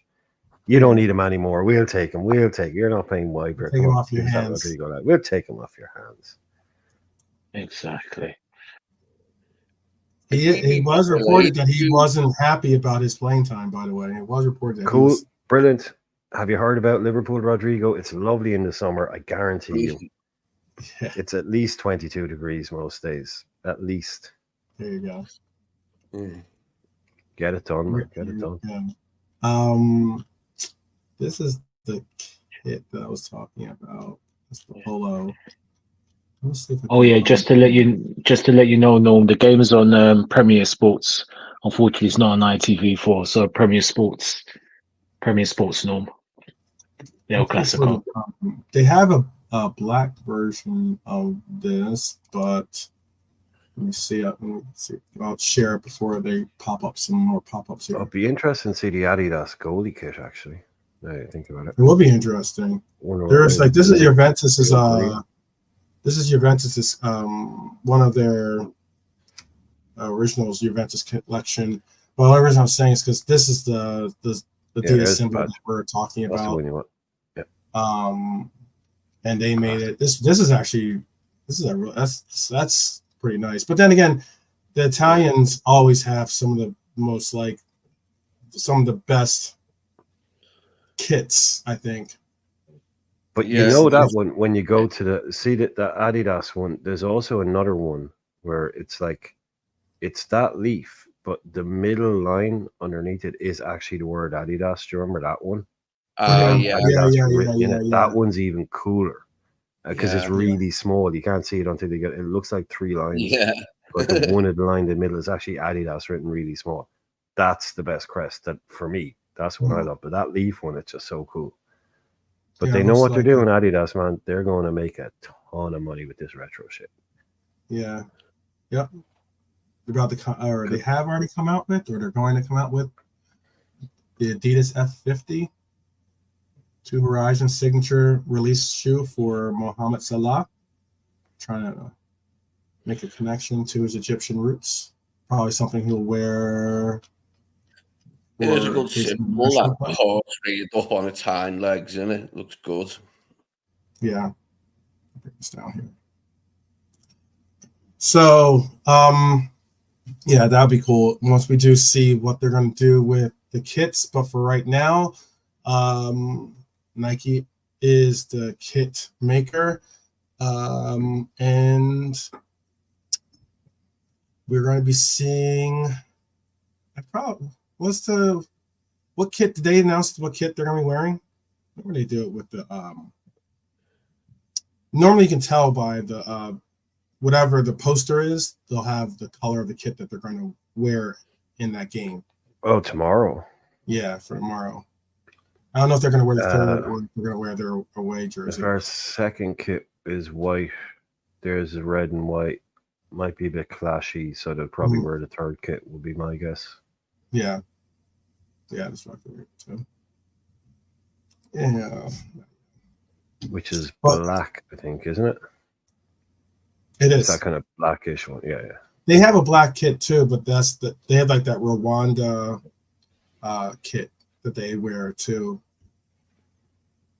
Oh yeah, them. Oh yeah, they'll be wearing red and white, so we won't be wearing white. So yeah, probably black. Yeah. Big game tomorrow. Big game right now going on. Like I said, second half just kicked off. Do you think Adidas will bring back the kit that Lee is wearing there in his his avatar? Do you think they'll bring back a yellow third kit? We can only hope, because then Lee could buy the new kit. Lee can buy the new kit, take that exact same pose. You ever see those kind of pictures where they'll show like you'll see a picture of you when you were young, and then they'll show when you're a kid or something, and then they'll try to reenact the picture as an adult. Yeah. I had the shorts from that kit, from that yellow kit, the shorts of it, like for years afterwards, even when I was like a man, you know what I mean? I was about 21. No, I wasn't that old, but I was like, about 18, and I still had them. Still fit. Are you wearing the yellow socks too? Is that the yellow socks in there? Yeah, I got the whole. I was never one a whole kit, you know what I mean? I only used to just buy shirts if I got one, but that was my first ever anything Liverpool. I'm saying that would have been about 82, so it would have been 8 or 9, depending on what month it was. It was a good good kit, that away kit. It had the red pinstripes. They don't show up there, the red pinstripes. No, they don't. I remember them, Yeah, they were the nicest bit of it, the red pinstripes, because before that, you didn't get pinstripes on kits. I'd never seen them before. It was either big stripes or no stripes at all, and that was something new, having pinstripes. Yeah, we got classy early in the 80s. We were like, no, we'll have stitched in pinstripes, please. Yeah. Like little details. That was when we were becoming, kind of like not showy, but like we can do things with a little bit more class, Yeah. I thought the team like you mentioned, that wasn't a big thing back then. Either like we've never played with stripes. That's not part of our thing, but we managed to get away with putting pinstripes in because it was done classy. That was a very Liverpool in the 80s. Where it just been kind of the best at everything, even in the little ways. I thought that's what made us stand apart for me. I thought it was like That's what we. we're best on the pitch, but also in those other little ways, we were the Yeah. standard. Well, we were in this yellow kit I've got on there in '84 in Rome, and we won on penalties. So it might have been. I think we kept the same thing the following season, unless that is that season that's taken, and I'm old. No, I'm not that old there. I can tell I'm only 8 there or something, 8 or 9. But we were wearing that yellow kit when we won it in Rome, because Roma's home kit's red, wasn't it? And we had to play them in their own stadium in '84 to complete our treble. But we looked dead good in that kit. It's only recently, it's only maybe the last 10 years where they've actually started changing every season. It's up until it's recently enough. It was a kit for 2 years. Yeah, that's how I remember it. Yeah. We had that away kit for a few years, and this is about. They didn't change every year. This picture, yeah. Aye, it was a good one. I've always liked the yellow away kit. We've had other good yellow away kits since, as long as it's a nice. I like that we stand out in it. I like how we stand out in it. It makes us, we can wear like. Dortmund wear it, they stand out. I think I like the way we stand out, and it's such a change as well. Yeah, I remember us playing a high, very psychological change in it.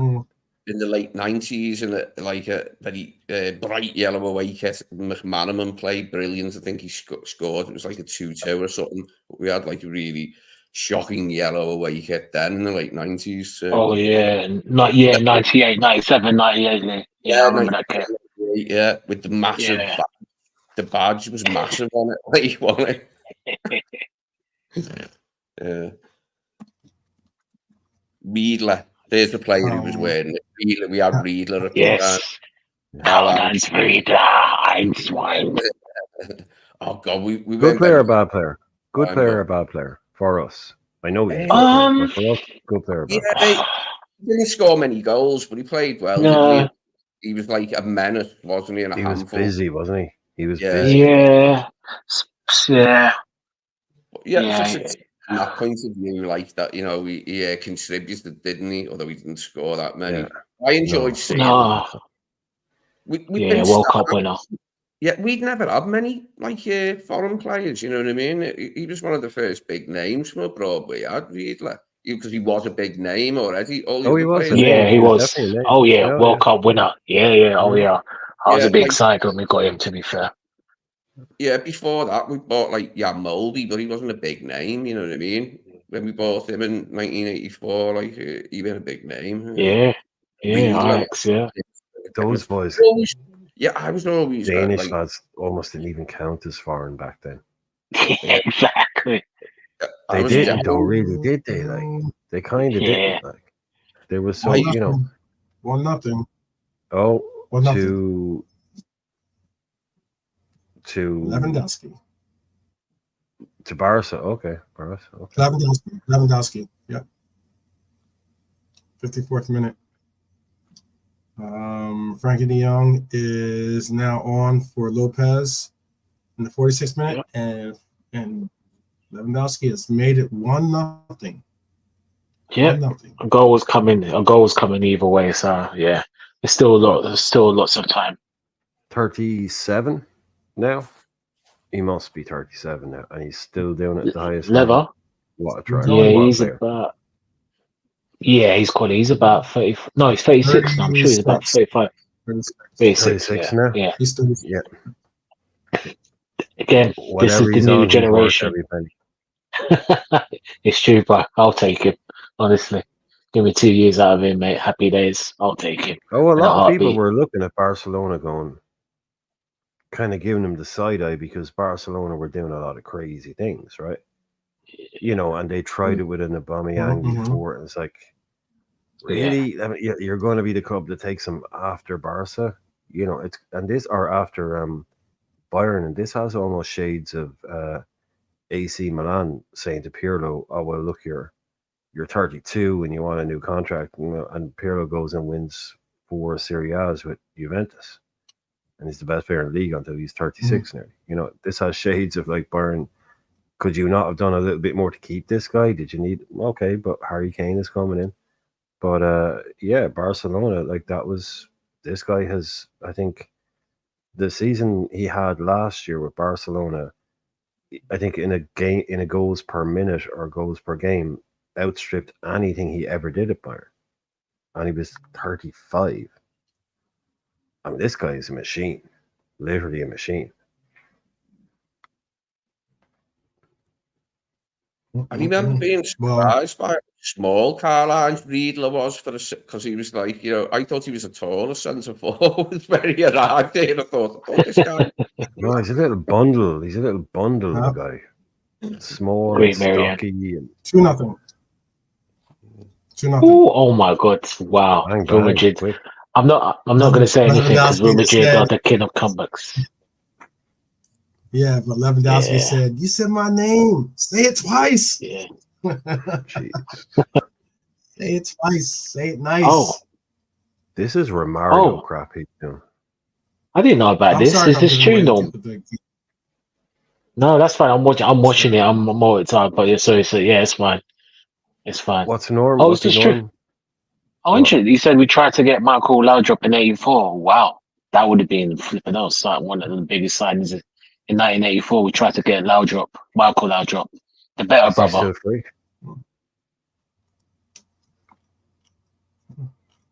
Oh, I didn't know that in the '80s. Oh, interesting. What a player. Yeah, he's the better brother. Better Laudrup. Not that Brian was good as well. Brian, Don't get me no, wrong. Brian, an incredible player. Brian Laudrup Yeah. was incredible, but yeah, you're talking about Michael being Laudrup in our team. not Oof. as good as potentially one of the Yeah. best to ever played a game. Yeah, Right. God. Oh, so Him in that. '84. Him Oh and God, Platini. with Rush. Oh my God, yeah, it's true, Brian. Yeah. Ooh. Played Put some for sauce on that. Barcelona and Real Madrid. I know. When they were, and Ajax. That's a hell of a CV. And then he comes along, and he kind of did okay in management, and then just said, you know what, bin that. He did like a couple of jobs. He did that Swansea job, did well there, and he's just like, yeah, you know what, I'll give that up too. Just left. He supported Liverpool. Yeah, you see, this is the thing. All these Scandinavian boys back in the 80s, if you Yeah, knocked on any door in Denmark, Norway, Sweden, Finland in the 80s and said, who do you support? You're getting 90% Liverpool. That's just it. They all wanted to come here and play. That's why Mulby coming over here. That's why I said it didn't even feel like signing a foreign player. no, he's You know. really a scouser. Really, if you're gonna take a strip off It's the home Danish for them. passport. Like for them, yeah, it's their Barcelona. His It's their accent. Real Madrid. Sounding proportions to it, like. Yeah, exactly. I see, Norm. Okay, yeah, like I said, Norm. Didn't know that. Thanks for that information, Norm. Yeah, that would have been that me and Brian said that would have been sauce upon sauce. 98. Oh my God. Whew. I tell you Boy. what, though, it's the same thing with Peter Schmeichel because he's from Denmark, like Moby. He had this weird accent when he come here. He didn't sound that foreign, if you know what I mean. Yeah. Even though he was like his accent morphed into something strange, a little bit more Manchester. Yeah. I never liked Schmeichel. I always thought he was a bell-ended guy as well. I never liked him. Yeah, I hear you, Lee. I couldn't stand him, but that was then, like, when he was that successful and they were, and like we were pissed off. He just kind of bought into it a bit too much, didn't he? He played it up a bit too much.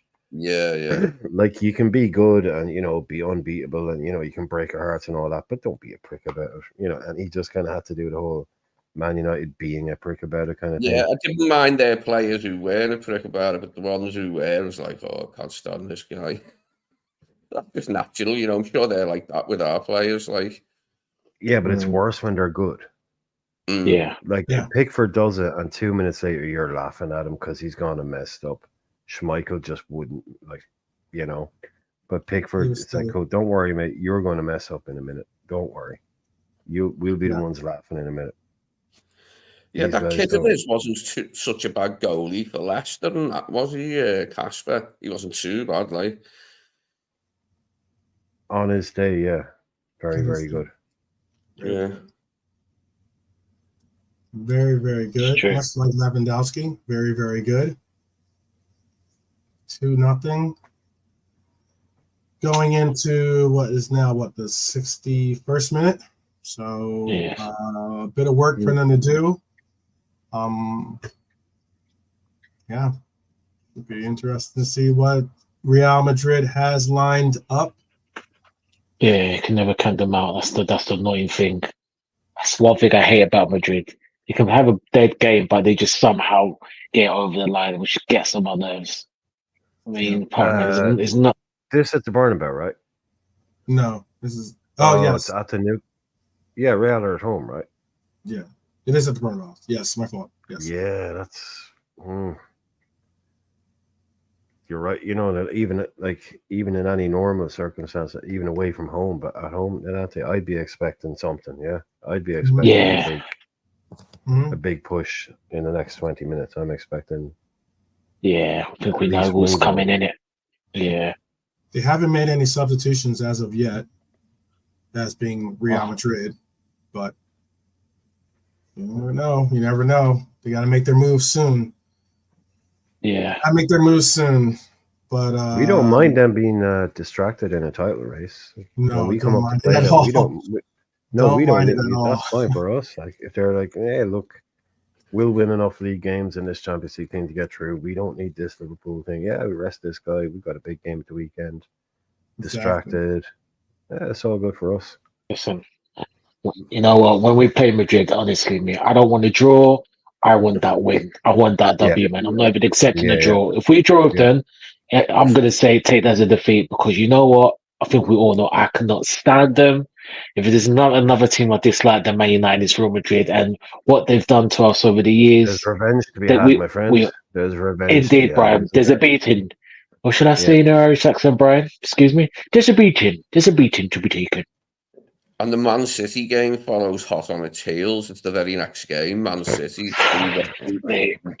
We want to be up for, we want to be. But, maybe if we beat Leverkusen and then only draw with Madrid, it won't be like the worst result in the world. But I am desperate for us to get some revenge because, them two finals stung, and so did B5 too. So did the one. COVID season as well, doing us in the COVID season, knocking us out. Exactly. Oh, you see, exactly. It's too many. Yeah. Too many, yeah. We just, I don't know what happened when we start. Well, we just fade, and we don't. Yeah, man, we owe them, mate. Yeah, it do our players the world of good to beat them. Never does it anything to beat Madrid, does it? Can only help you confidence. Exactly, I think so, innit? And imagine that boost will give us for the rest of the season. Yeah, going into the City game and then from there on in. But I just think we haven't got any injuries by that time. That we've still got, people fit, the people that we need fit. Is it December? Is it that December the Madrid game, or is it late November? No, that's got me in November. That's it will be November. Well, no, there's an international break in November, so that takes 2 weeks out of it. It could be very, very early December, yeah. Because we've got another. We play someone before we play them. Then we got an international break. Edward's saying early December. Yeah, probably 6th or 2nd or the 3rd, maybe. So we've got a whole month to get through. Which includes a cup game, 2 league games, and a Champions League game. Then so it's on the break.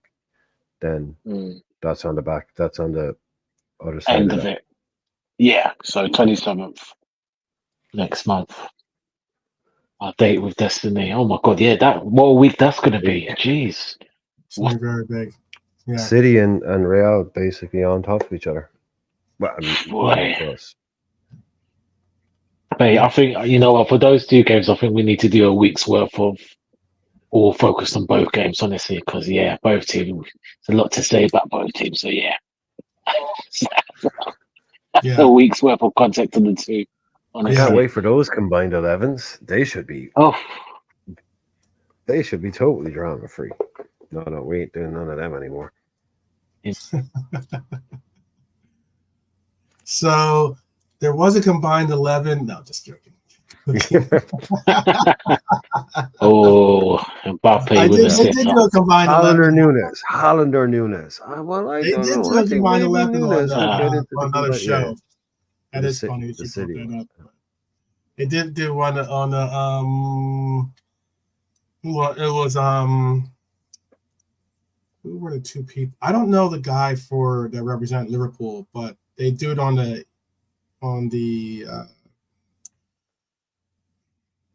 what is it called? Because it's no longer Big called Six. FIFA. So it's the they EA the EA show they have. They have like this EA Oh, I don't FC type sports show. It's like or just like it's where they'll have like two guys sitting. They're all sitting on like in not on a couch, but in like in seats, and they're just they have a board, and they pick the name, and they put them on the board, and yeah. Again, we were talking about this earlier. I don't understand. They aren't sure. I still don't understand what it is about. Do you not hate those? I hate the visual of, you know, what it is like. There's like 6 people on a couch, all spread across when they're trying to do live YouTube. That for me, it never works. Oh yeah, like the Red Men, that kind of stuff. Yeah, they're all like spread across. You got like 4 guys over here and 4 guys over there. Right, and it's like open. The couches are like angled at a weird angle, so that it just looks wrong. It's not how people would sit and talk to each other. Yeah, you know, it's clumsy and clunky, and it's like the 2 guys, and someone has a mic and some doesn't have a mic, and they never look. Oh, they never look comfortable. It's always a bit odd. I don't like those kind of setups. I think YouTubers are better when they're, I know, in a setting like this, or like when people are not in a studio setting. I don't watch YouTube to see people in a studio. That's what I want to see on TV. I don't know. Yeah, it's weird. They're all sitting there because you've always got 2 guys on either end that end up saying nothing for about an hour, and then it gets really awkward. Then when they eventually do get to say something, it's, oh, that guy, yeah, he hasn't said anything. It's like, like Red saying, contrived, just too contrived. That's the right word for it. It's just there was, I will admit, on that show they did have it didn't spark me as much, maybe because I didn't know the guy that was sitting in the chair for them as much. They had Robbie from he was going up against Robbie from AFTV. AFTV, yeah. And they were trying to come up with a combined 11, and their combined 11 it's, put it this way, as soon as he said Timber is a better choice at left back over Robbo, I was like, just when you think you're out, they pull you back. We are out. We are. No, we're out. We're out. We're definitely out. We're definitely out. Scratching the heart, isn't it? We're definitely out there. We're not going back there. Yeah. Oh man. Oh, good night, Norm. Take care, Norm. Have a good sleep. Good night, Norm. I saw an absolute car crash of a show earlier on. Talking about bad shows, I saw an absolute car crash of a show earlier on. With our good friend, should I name? Yeah, I should name names. Tony Claude Gunner, who's back on YouTube, apparently. And well, thank God for that. But yeah, on Rod Short and it didn't go well. Let's just say, Rods, if you're listening on having to go at your show or anything, it's just he was a very belligerent guest, and it was quite hard for Rods to kind of keep the show together because the guy just would not stop talking. Well, the guy just would not stop talking at any point. I think he talked for We've gone at it. He's respectful, and we're cordial towards each other. Yeah, it kind of fell apart. We give each other props for respect as well. So I did follow Tony's. It didn't work out well. It was a very heated. I have to check that out. Yeah, I mean, the mute button was pressed, and I haven't seen that in a long time. Oh, I mean, Rod's actually had to mute his That's guest no because no. it was very, very That's no uncomfortable no. to Yeah, watch and listen to. I will admit So that Arsenal me fans and need to calm Tony, down a little bit. we were on. Need to calm This is a down. while back. I was on Rod's show, and I was in the panel with Tony, and Tony was saying a couple of things that didn't really sit well about our Reds and about he was We played definitely, nobody apparently. We Yeah. played nobody, and we went back and forth a little bit. we can't say anything because they beaten Villa, and apparently That's Villa the is now the narrative, benchmark. Brian. That's the narrative that's getting pushed. Like They beat Villa, as soon and as you say anything about I know you don't want to hear about the combined 11s, but I mean, why it kind of triggered me was because they're sitting there wanting to. A lot of them are sitting there wanting to say that. They want to say, "Oh, yeah, well, who have you played?" Robbie used it in his argument. Oh, he straight up said it. Yeah. We've played. He's like, Robbie's like, oh, well, we played City. We've played this. We played that. And I'm like, okay. And how'd you do against those teams? Like as in, I mean. You can only beat what's in front of you. You can only beat what's in front of you, But and like, there's no guarantee. I mean, they've had some stinkers where they've they just got beat 2-0 by Bournemouth. Yeah. Did we or did we not beat Bournemouth? Yeah. We beat Bournemouth, right? Yeah, yeah. Mm-hmm. Well, this is what Bernie's saying too. This guy listed off all the teams we played as nobody. He said he played nobody. I was like, okay, and he listed Bournemouth as one of the teams that's nobody. I was like, yeah, they literally just beat you 2-0. Yeah, they said that anyone see the overlap? Keane and Neville said Arsenal would beat us, but Scholes and the girl on the show wanted to say Liverpool would beat Arsenal, but were overruled by the other two. The girl on the show, Bernie, where's your female solidarity? Oh dear, Bernie. The girl on the show, what, Jill Scott? The girl on the show? I just know Julia Scott. When I hear this, when I hear Scholes and girl, I just think, was he sucking her toe? Or biting her toenails off. What a weirdo did. I didn't want to go there. Bloody odd individual. I've never watched the overlap. I know like Gary Neville and Carragher are on it a lot, and Keane from the advertising. Yeah, and then you're right. It's okay. It's not bad. I don't watch it all the time, but when they stop, like for the first 10 or 20 minutes, they're really annoying because they're like talking about their lives and shit. Or like, yeah, I recorded it's so from the Skybox, but I never got around to watching them. The one lead, there's a really recent one. It's only about a month ago, and Rafa is on it. Yeah, and that's really good. Watching. That's a good one. Yeah. Rafa's funny. He's funny on that. Who's the woman that is on? I want to say it's Mary. Kate? No, the overlap is Jill Scott. It's, I was just going to ask you. There's another. She does. I think she does. I want to say she's with Sky Sport, but man, I thought her name was Mary Kale, Mary Kate, or something. I think it's Mary. There's a lot of the because you remember a while ago the Lionesses won something, so in the last 2 years, there's been a lot of those players that were on the Lionesses team have been on TV. She's she's not a former player. This is an actual. She's just a presenter. She's she's one of the I don't know. I have no idea.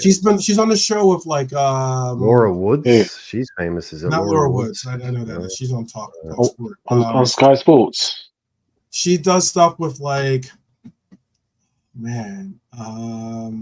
Well, the CBS show. Hold on, I'll pull it up. No, it's an English show. I'll tell you why I'm bringing it up. Give me 1 second. All right. Okay. The news here. Jill Scott.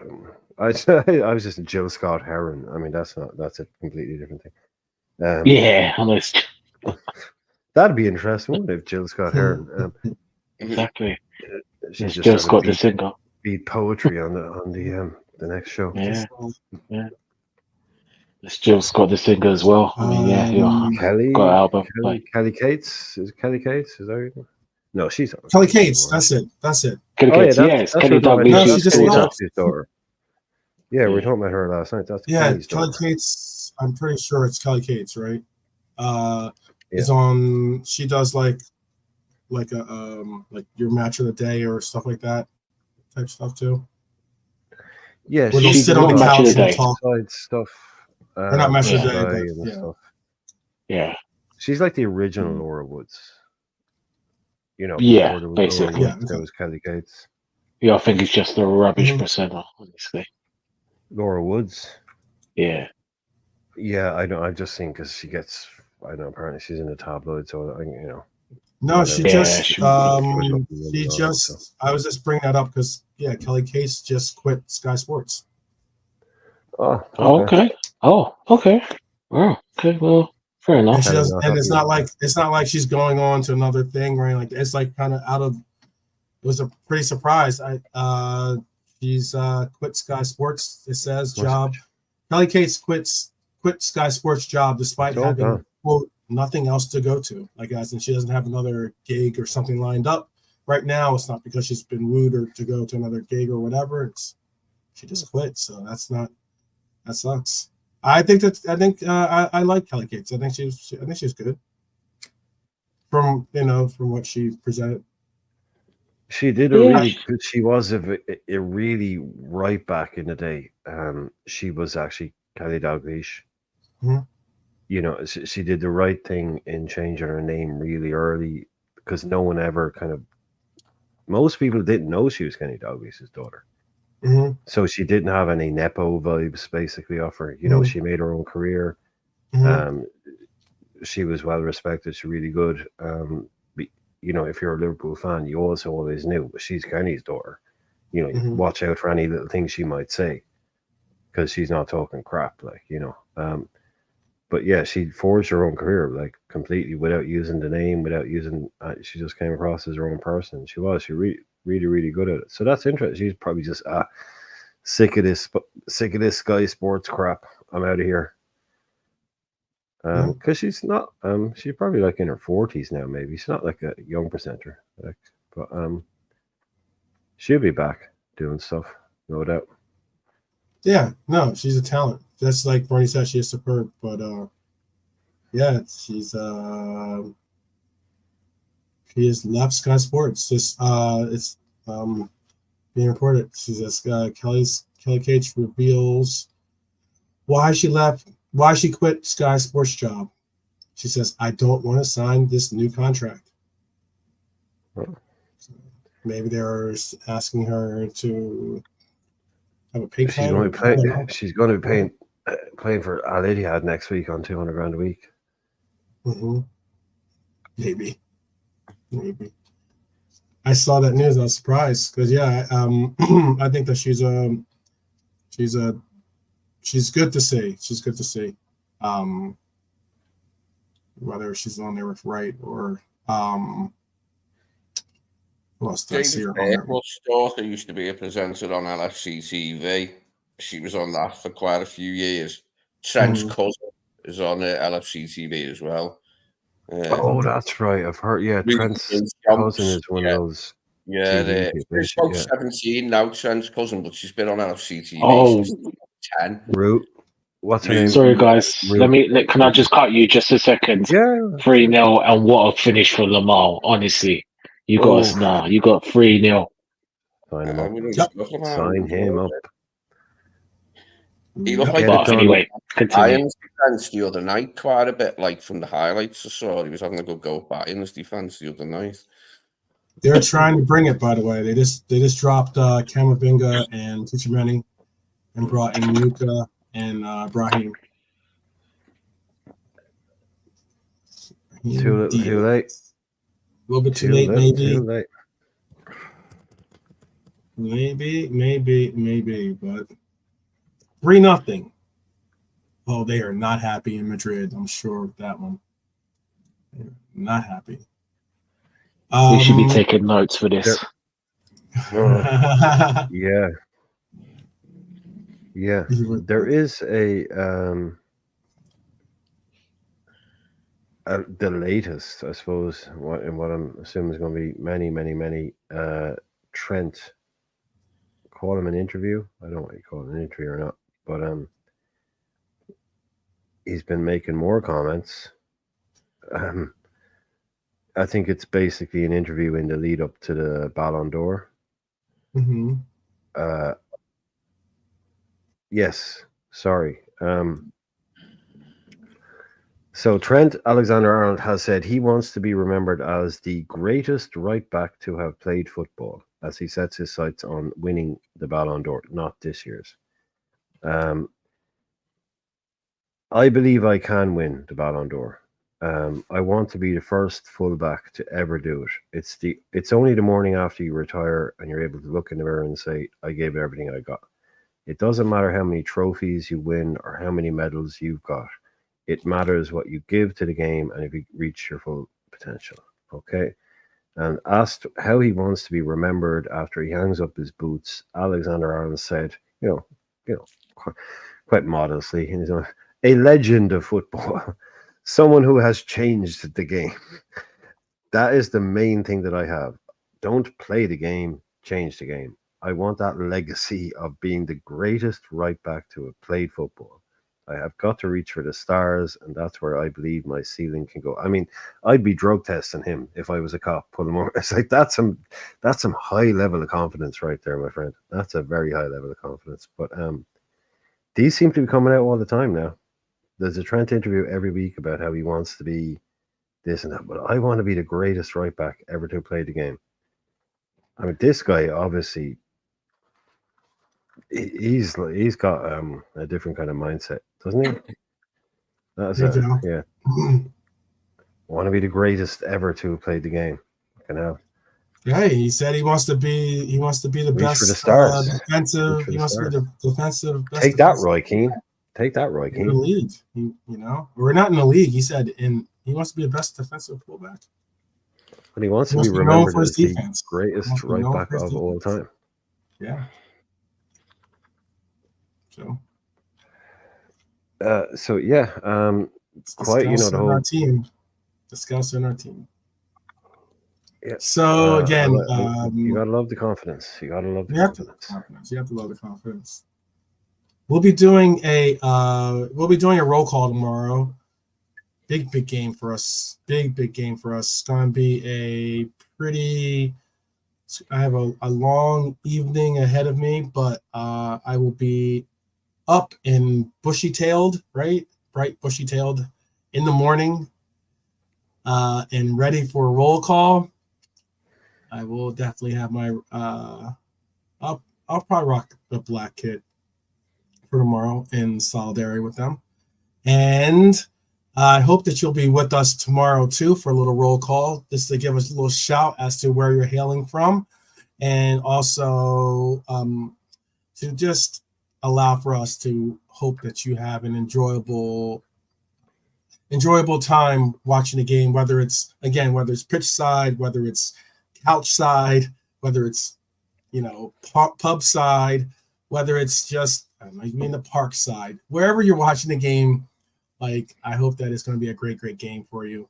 So and that'll be 3:30 UK. Yes, to be 3:30. Yep, an hour before the game. We will do an hour before the game. Yeah. Yep. We'll do a roll call again. Make sure, and then we might even, in all things dependent, we might even do a. Told you. We might do a matchup. A reaction show. It all depends. Robert saying it looks like Saka's playing. Yeah. Just Robert saying it looks like Saka will be playing. I don't know where it's come from, but that's what I've had in my head all along. Saka will be. Oh, he'll be there. Yeah, he'll be there. He'll be there. 100%. Great. He'll be there. Yeah, I think that was just Arteta being Arteta. He's so clever. This is getting disgusting now. 4-0. This guy. Oh, Madrid. Yeah. Is Ancelotti in trouble all of a sudden? Is Ancelotti in trouble? Not yet, but Mbappe, well, he's missed 2 1-on-1s. 4-0 at Oh, home. He's gonna be, yeah, Oh, that's not gonna be good. yeah, it's Good. Who scored it? Who scored it? Rafinha. Rafinha. The He's having captain. a He's he's having a having a great storming, yeah. great year for him. And I was gonna add to Really bounce Helia's back. points. Could be arguable No, on the bounce back. Plus, you know how they do like who's had the best bounce back season? He could be arguably one of yeah, those players. He did not have a good yeah. season. Yeah, last season he was in and out. His first season he was very good, to be fair. Last season he was in and out. Again, the problem with Barcelona is financial difficulties. Everyone was in the papers for sale. And I think there's an interview about him talking about it, saying it affected his confidence because he didn't know he's ready to leave, was going to go and stay, and decided to stay. And yeah, man, fair play, Hansi Flick. And this is why I said, look, don't get me wrong, Slot's done a great job for us so far. No problem with him, but Hansi Flick was my first choice to become takeover Klopp, and he's just showing why, and he's blooding the youngsters, and look at the way Barcelona are balling out. So, there you go. There you go. Yeah. What score is it now in the game? 4-0, Lee. 4-0. Bloody hell. To Barca at the Bernabeu.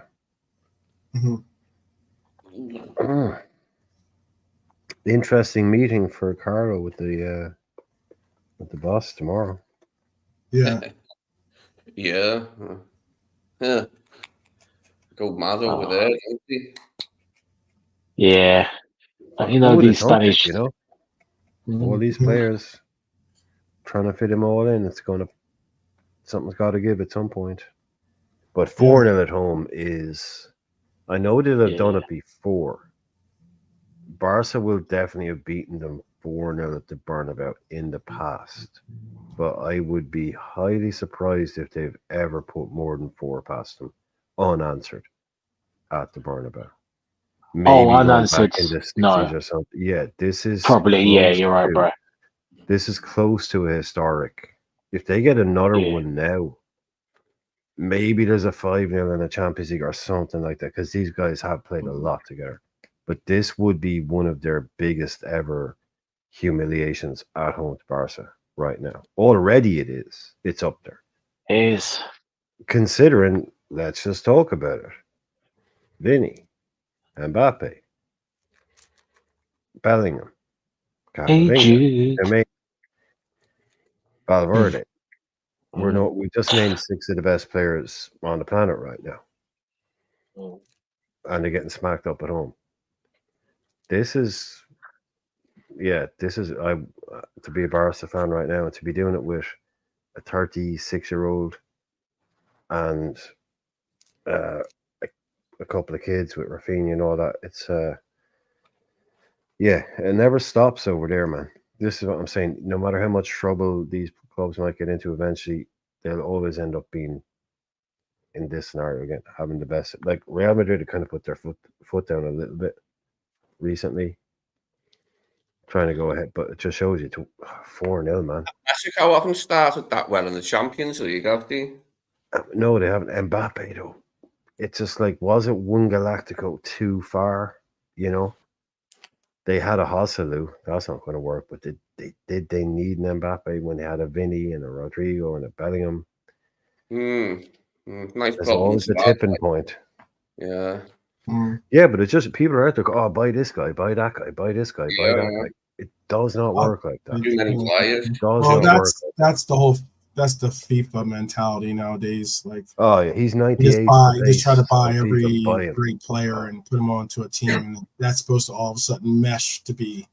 No, seriously, dude. Do you remember that? Like, it's kind of stopped now because people were being called out and humiliated for it. But like, do you remember like about 2 years ago on YouTube, people would come into YouTube comments, go, "He's got 96 in FIFA." Like people used to actually, like there was kids would bring up FIFA stats when talking about real players. It was just like, oh, jeez. Oh, we need to get that guy. He's got like 92 in FIFA. No one's ever had 90. Oh my God. Yeah, people have kind of stopped doing that, but that was the thing for about a year. People bringing up FIFA stats when talking about players. Oh, dude. I was just gonna say, Tara. I wouldn't necessarily say I'm not concerned about Saka playing, as in Saka is a talented player. He's obviously someone that can always threaten you and threaten your defense and the likes. But I will say that what is intriguing about if they are going to play Saka, considering he's got a muscle injury, right? I think it was a muscle injury was his issue. It's I get it. They have incredible medical staff. I'm sure they know their things to do, but we've seen other players be rushed back, or maybe really push to getting back for big games, and they come back and they they hobble off rather than walk off. So like exactly what I was going to say. Exactly what I was going to say. It's one of those things where it's not, this game is not a game where you can moderate and figure out like how to like get that on ramp into match fit. This is going to be a high intensity game, so it's going to call for a lot from him. It's going to be physical, and hey, if there will, I mean, this isn't the first time Arteta's done actions like this, by bringing players back when they probably shouldn't have come back.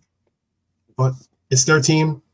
They make he's a grown man, so him and his team make their decisions, and that's just that.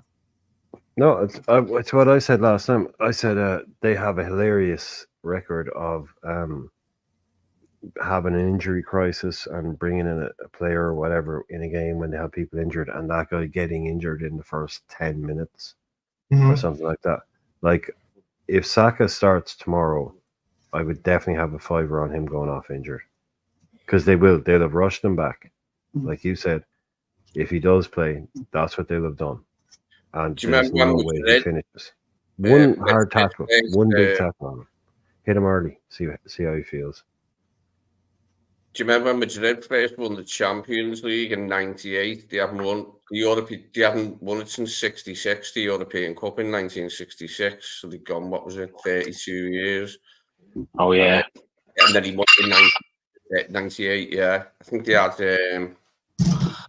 Yes. Yeah, I remember that game against Juve. Yeah, sorry, Lee, go on. Yeah, Juve. Yeah. I can't think who it was that he played in the final. I'm not sure if it was you. Juventus. Juve. Was it? Yeah. Yeah, it was Juve. They won 1-0. I remember. Yeah.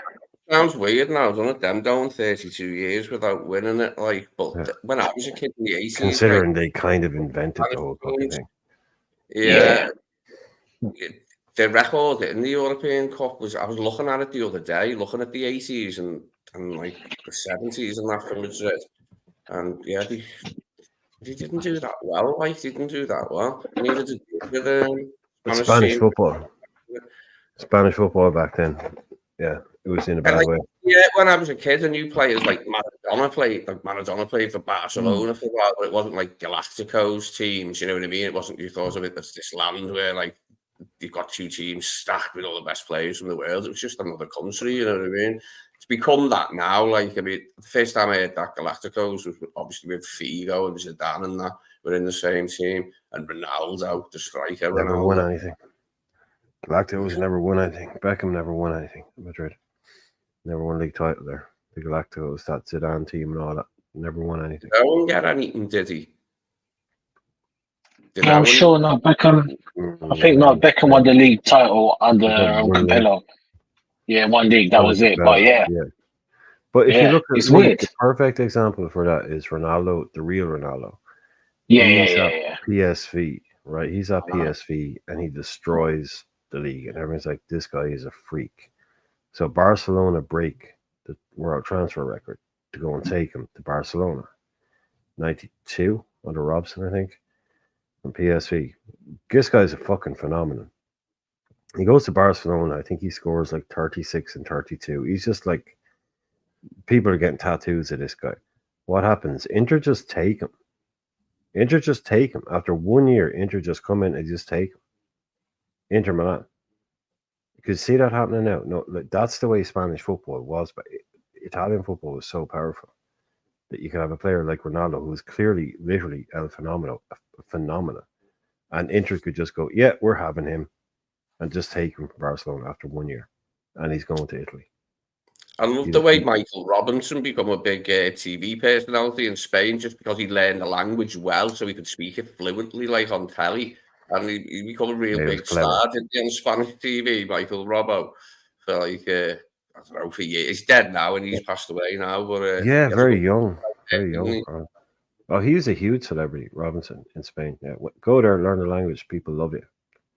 It's the oldest trick in the book. Go to a foreign country, learn the language. People are like, oh. Yeah, because when I seen like clips of his show, he was speaking Spanish, obviously, and I was just impressed with how fluently he spoke it. Like it was just sounded really impressive. And I suppose it shouldn't be like that, but you know, English people are lazy. Like English-speaking people, should I say, wherever you are in the world, we're a bit lazy with learning other languages, like, aren't we? You know what I mean? Yeah. I don't know about Timber, but I think Saka will play. No, I think Timber is out definitely. I don't think that's bullshit at all. I don't think the only Timber. one is Saka. Is the only one that they're like, yeah. No, I think, yeah. To be honest, I think Timber. I think they're not ruling it out from what I'm reading reports. But listen, this is a wild take from me right now, and Okay, I'm going to give the wildest take, and people think, oh, you're drunk. Strap in, folks. Okay, strap in. I won't be surprised if Odegaard is back tomorrow. You know, Wow, I don't know why. I know. Is it right? What? I don't know why. Can we get a COVID? Can we get a COVID test over here? Can we get a COVID test? I don't know. I don't know why. Something's going to be Mikel. He's playing some games with who's fit and who's not, understandably. But again, it's a wild take. I know. But I don't know why. I just got a feeling. But there'll be shenanigans. Wrong, there will. Yeah. He's trying to over clever it as usual. Oh, you know, 100%. He'll be like, "Ta-da!" Saka starting. We're like, "Yeah, we probably thought as much." You know, well, like, yeah. If he brings them out and if they perform well or they get some type of result, he must be lauded as being a genius for. Oh, look at the genius! He was able to play his cards so well. Hit him early. If Saka's on the pitch, now he gets hit a lot. Okay, they've always overplayed this kid. This won't be tomorrow. He's their Harry Kane. It's like, hey, guy, are you fit? He's like, well, okay, cool, you're in. Like, oh, okay, fair enough. You know, I could play. It's like, okay, yeah, you're playing. You know, I don't think he has a red line for them, and he's still young. He's so young compared to like the amount of games he's played. He's been kicked up and down the pitch for 2 years now. A lot of harsh treatment. It's a fact. He has most foul player in the league, other than just he's been kicked. Like all young players like that. Sterling got it. All our boys got it. This guy has been pushed to the max by them, and I don't think it's right what they've done with him. I don't think it's right what England have done with him either. Because you're going to look at a guy like who I think now when he's 27, you're going to be looking at these periods now going, oh, well, it's because of all of that. But that having been said, if he has an injury and they start him tomorrow, go in and whack him, hit him early, see how fit he is. Mm-hmm. That's what I'm saying. Hit him early. Fair, but hard. And see how fit he is. And I guarantee you, 10 minutes later, he's putting his hand up going, coach, I'm feeling it a bit. Because they will rush him back. And just take a nice little run at him and make him go into Arteta rather than Simicast go into Klopp like situation. Yeah. That was a mad one, that one. I paused Simicast. That was a wild one, man. Just come into early and often, man. Early and often. Just it's still a contact sport, you know. Find out if you've rushed him back. Let's find out. You know, and if he gets straight back up and says, "Not today, mate," you're like, "Okay, cool." You know, but Yeah. same But with it's Timber. going to be quite. The question is too is, okay, you're back, but there's going to be a pass that's a little bit out of your reach. Are you going to give that little extra effort to get to it? You know, knowing in the back of your mind that you're going to end up pulling up lame. It's one of those things. Like, man. what did he do with knee or hamstring or an ankle or what? I don't know. But I'm expecting this to be not one of those games that will be happy to talk about afterwards.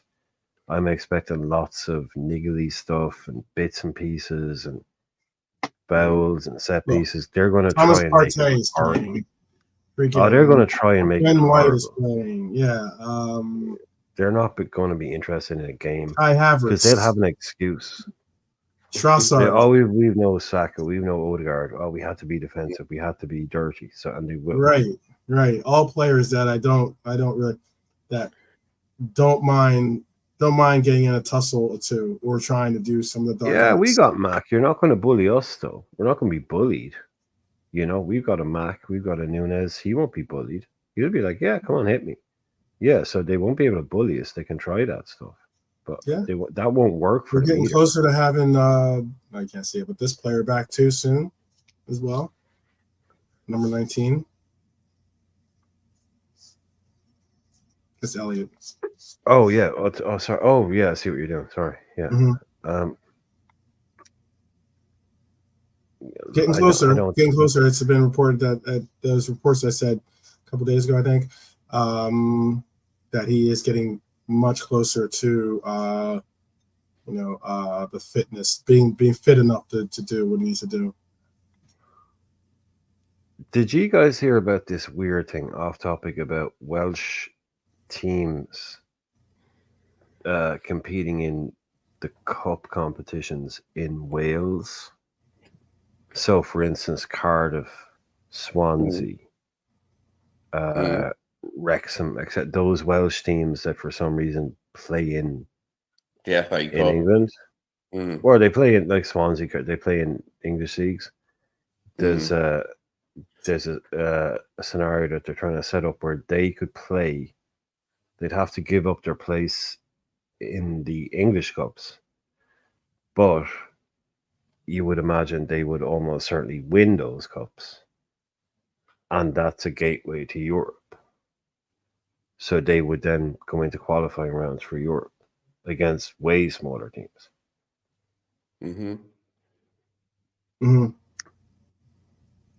That's a bit weird, isn't it? I didn't hear that. First time I've heard that. Interesting. Because if you win the Welsh Cup, you go into like qualifying round 4 probably for European Cups.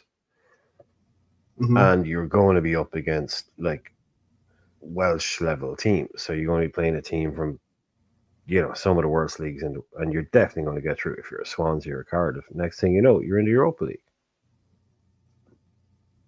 So they've been looking at, but yeah, it is a bit of it's one of those weird things, like where like good that that'd be good for Welsh clubs. Yeah, it is a bit weird because it's always to me. It's like, well, look, like I love like one day people just went like, oh, they're like forming a league and they kind of just left the door open and like Cardiff and Swansea just kind of, can we come in? It's like, well, you're not really from England. It's like, yeah, come on, who cares about that? Like, yeah, okay, because they're not from they're not from England. Like we can't. Like, it's not like Waterford can't just go and play in England, but they got in early because they're big or whatever, but it's just like, it's like a weird loophole. Apparently, not going to take it up because they'd have to give up their instinct, but they could. They could go back and play in the Welsh Cup, clearly win it. It'd just be Swansea versus Cardiff every year or something. But yeah. What league are Wrexham in? I know Wrexham got bought out by Ryan Reynolds and someone else. What league are they in? Is it League One? Oh, Rob McElhaney. Yeah, League One. never say his League name. One, mate. McElhaney? Then they're the top. Yeah, you're right, McElhaney? Brian. In terms of McElhaney. Yeah, I think him and Ryan Reynolds. Yeah, the double chairman. Yeah. Is it both of them? Yeah. Joint holders or whatever. Yeah, they got him promote. I think they're in at least League One now. They're not in the Championship. Yeah. No, No, I think no. they're still League One. They were Yeah, League they're near Two the when they top were of the table. taken over. They had just been relegated to non-league, I think, even when they were taken over. So I think they're on the. I think they've had one promotion since or two, so they're probably third. They might get to the Championship. Yeah. Oh, Thiago catching strays. Yeah, I saw that. From an officer as well. Well, there.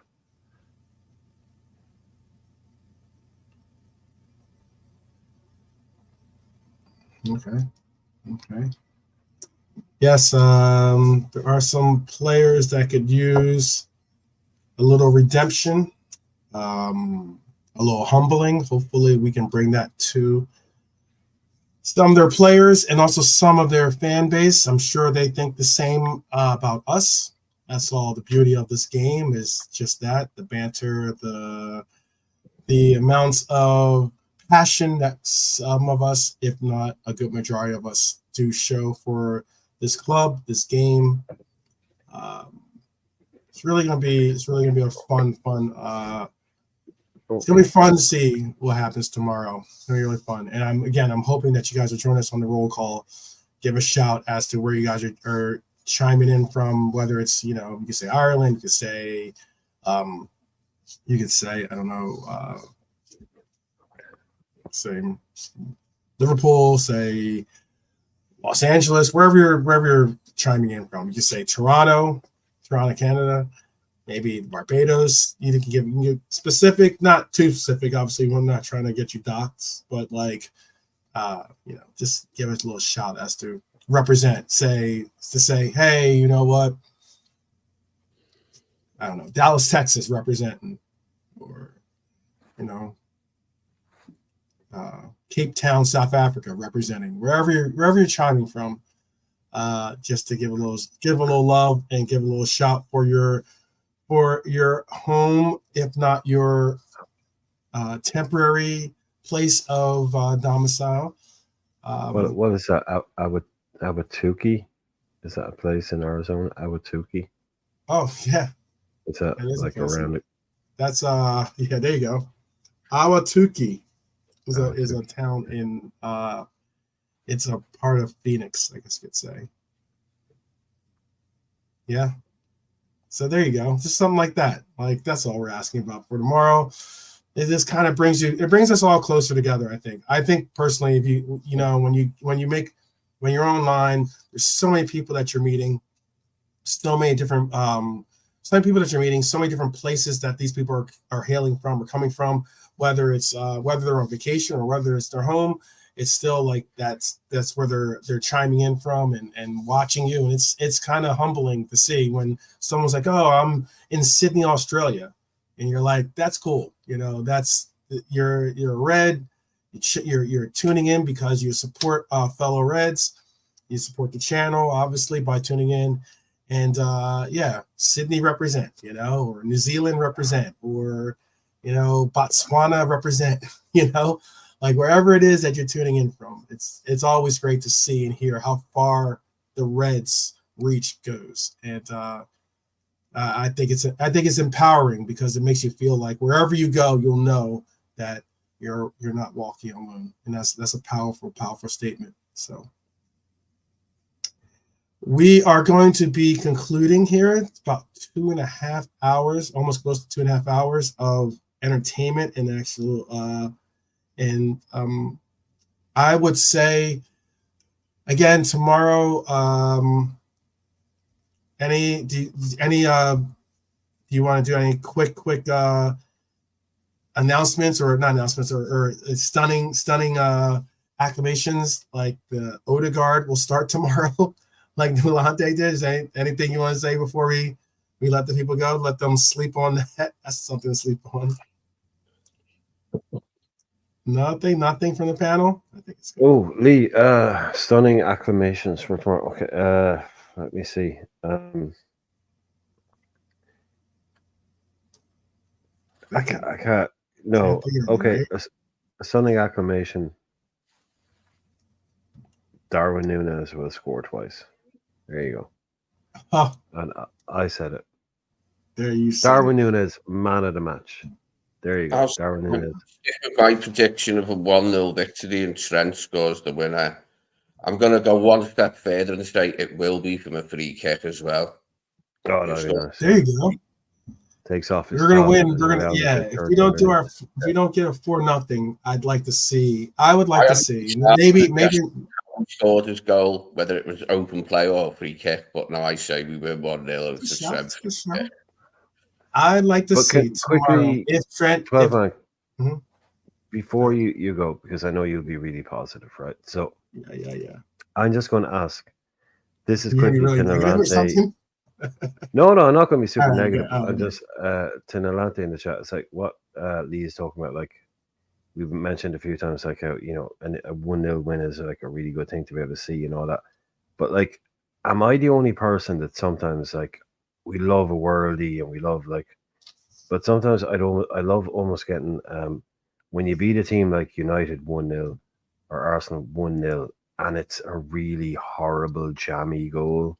Like it's an own goal or something that's like something stupid and really avoidable. Sometimes you even get more pleasure from something like that. I think because it annoys the shit out of them. Wins, even like winning, I don't know, 5-0 at Old Trafford, that's great. But like sometimes winning 1-0 somewhere is just the perfect. With a really, really jammy, undeserved goal. Even though, like, I like to dominate, but just something that it sticks even worse in the craw for those fans to go, yeah, we lost, but the goal they beat us by was just this horrible, unavoidable. United win that way so many times. 1-0. Exactly. United used to do that late in the game, dead jammy. Somebody's arse, it hit the post, and then it'd go in off the keeper, like comedy blooper goal. Sometimes to do that to the big clubs because their fans are going home, and it turns their brain even more to spaghetti because they can come to terms with we lost, but Torres scored a wonder goal, or Suarez scored a wonder goal. No, we lost because it went in off our defender's face and then off the keeper's arse. Brilliant. Even funnier. Absolutely perfect. I love those sometimes. Our goal there last season was quite funny to watch, wasn't it? Our goal at Arsenal last season in the league game. Yeah, Jimmy is saying it there. Joey G is going to score soon. So Joey G tomorrow. I was trying to be all. I was waiting for you to finish. Your in with a 90th minute. In with a 90th minute. That's what I would like to see. If I can't get my 4-0, I'd like to see a 1-0. Joey G. On Trent, Joey G. Serious though. First goal for Liverpool. Game winner. No, but quick. Is there any genuine news on that though? Quickly, like people in the chat, like is Trent? There's a lot of talk. Like, is there any last minute kind of injury updates? Kind of this guy didn't travel because they'll have traveled. Like, so. Is there anybody? I haven't heard nothing today. That's like saying. I think Trent starts, and I think there was a little bit, but I think he's okay then. Yeah, I think you're. Yeah, I don't know. Hey, Jim, Red Hampshire supporter with the last minute bicycle kick. Yeah, if you're saying it from Joey G, that would be. Well, what would be iconic. I saw a great thing actually. I don't know if I can send it to you. Don't go offline before I send it to you. Okay, I'm going to try and find this and send it to you. Okay. Again, people, appreciate you guys being here. So you can show the people. You can show the. Yeah. Oh, you want to show it today? Yeah. No, this is funny because you're just talking. Give me a second, and I will get it to you. Let's give it a second before we allow for everyone to go on with their day. We're parked on the tarmac in the Liverbird. just waiting for what Brian has for us here. No, you talk about something. Devante must have something. Waiting. But yes. Yeah, we should be going tomorrow. It's good to play. Robert saying, which is cool. I know he is still trying to like get.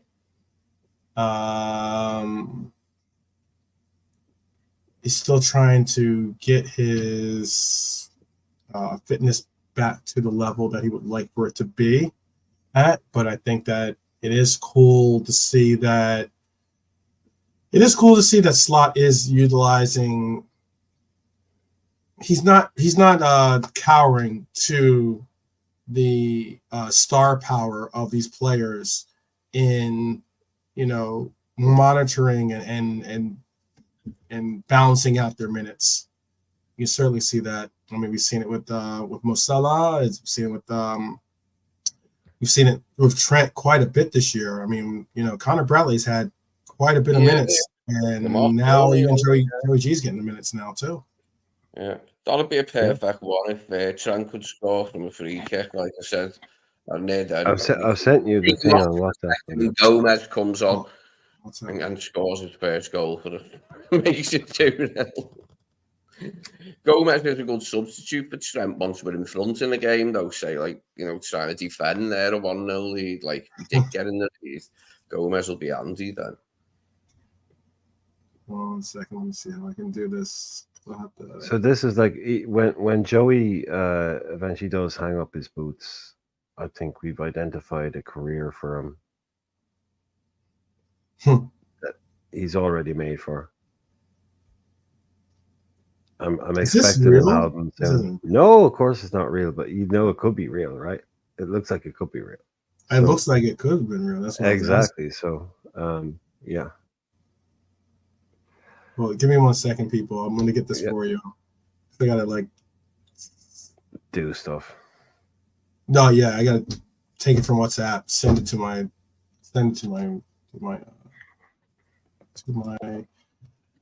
Gmail, and then download it, and then bring it up. Give me 1 second. Lee's going to love this. So are you, Neilante. This is going to be worth waiting for. No, just for the two boys. Just for the two boys. I mean, they're gonna love this. You love your music, so don't tell me this isn't something you couldn't see happening. That's all I'll say. Yeah. Hold on. Slightly jazzy drum roll.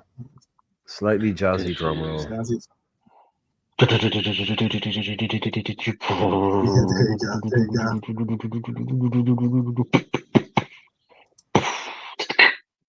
go. I'm trust me, people. I'm hurrying because I know not many people want to hear that drum roll anymore. But I got you. There you go. Coming out in 6 months. Nice. That is a quality. On that quality recordings. It is. Right. It's like, fair play. Well played. It has like some real classics. Like Curtis Mayfield, like bit of Shuggy Otis maybe. Yeah, very Curtis Mayfield. Very 12 Stone Cold Soul Classics by Joe Gomez. He did a good interview on LFC TV last year, about 8 months ago, like a fresh interview. New baby boy. He didn't mention music. Talking about like self-help books and that, but he didn't mention his music. We can only guess, can't we?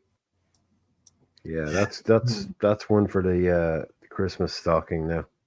Yeah, we got to make it. We got to make it a real thing. We'll make that a real thing. If we can get it while you can. There's not many of them left, but like in the record store near you.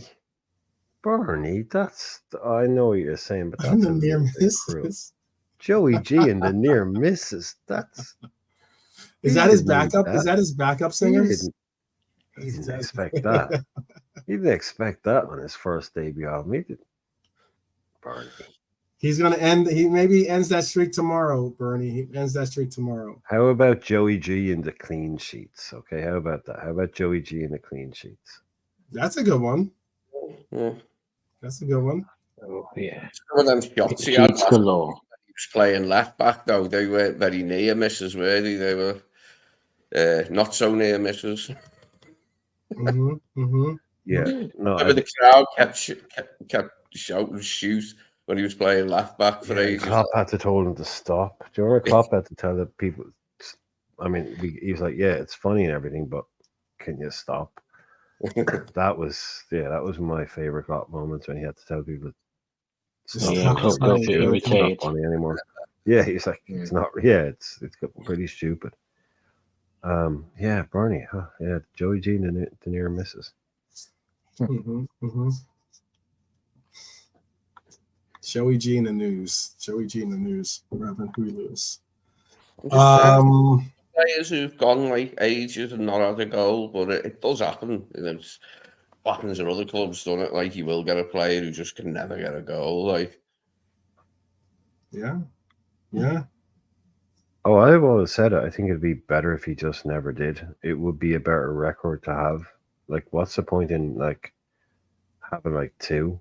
You may as well retire having never scored. But the thing about it is, if he gets a goal in like I don't know, FA Cup final.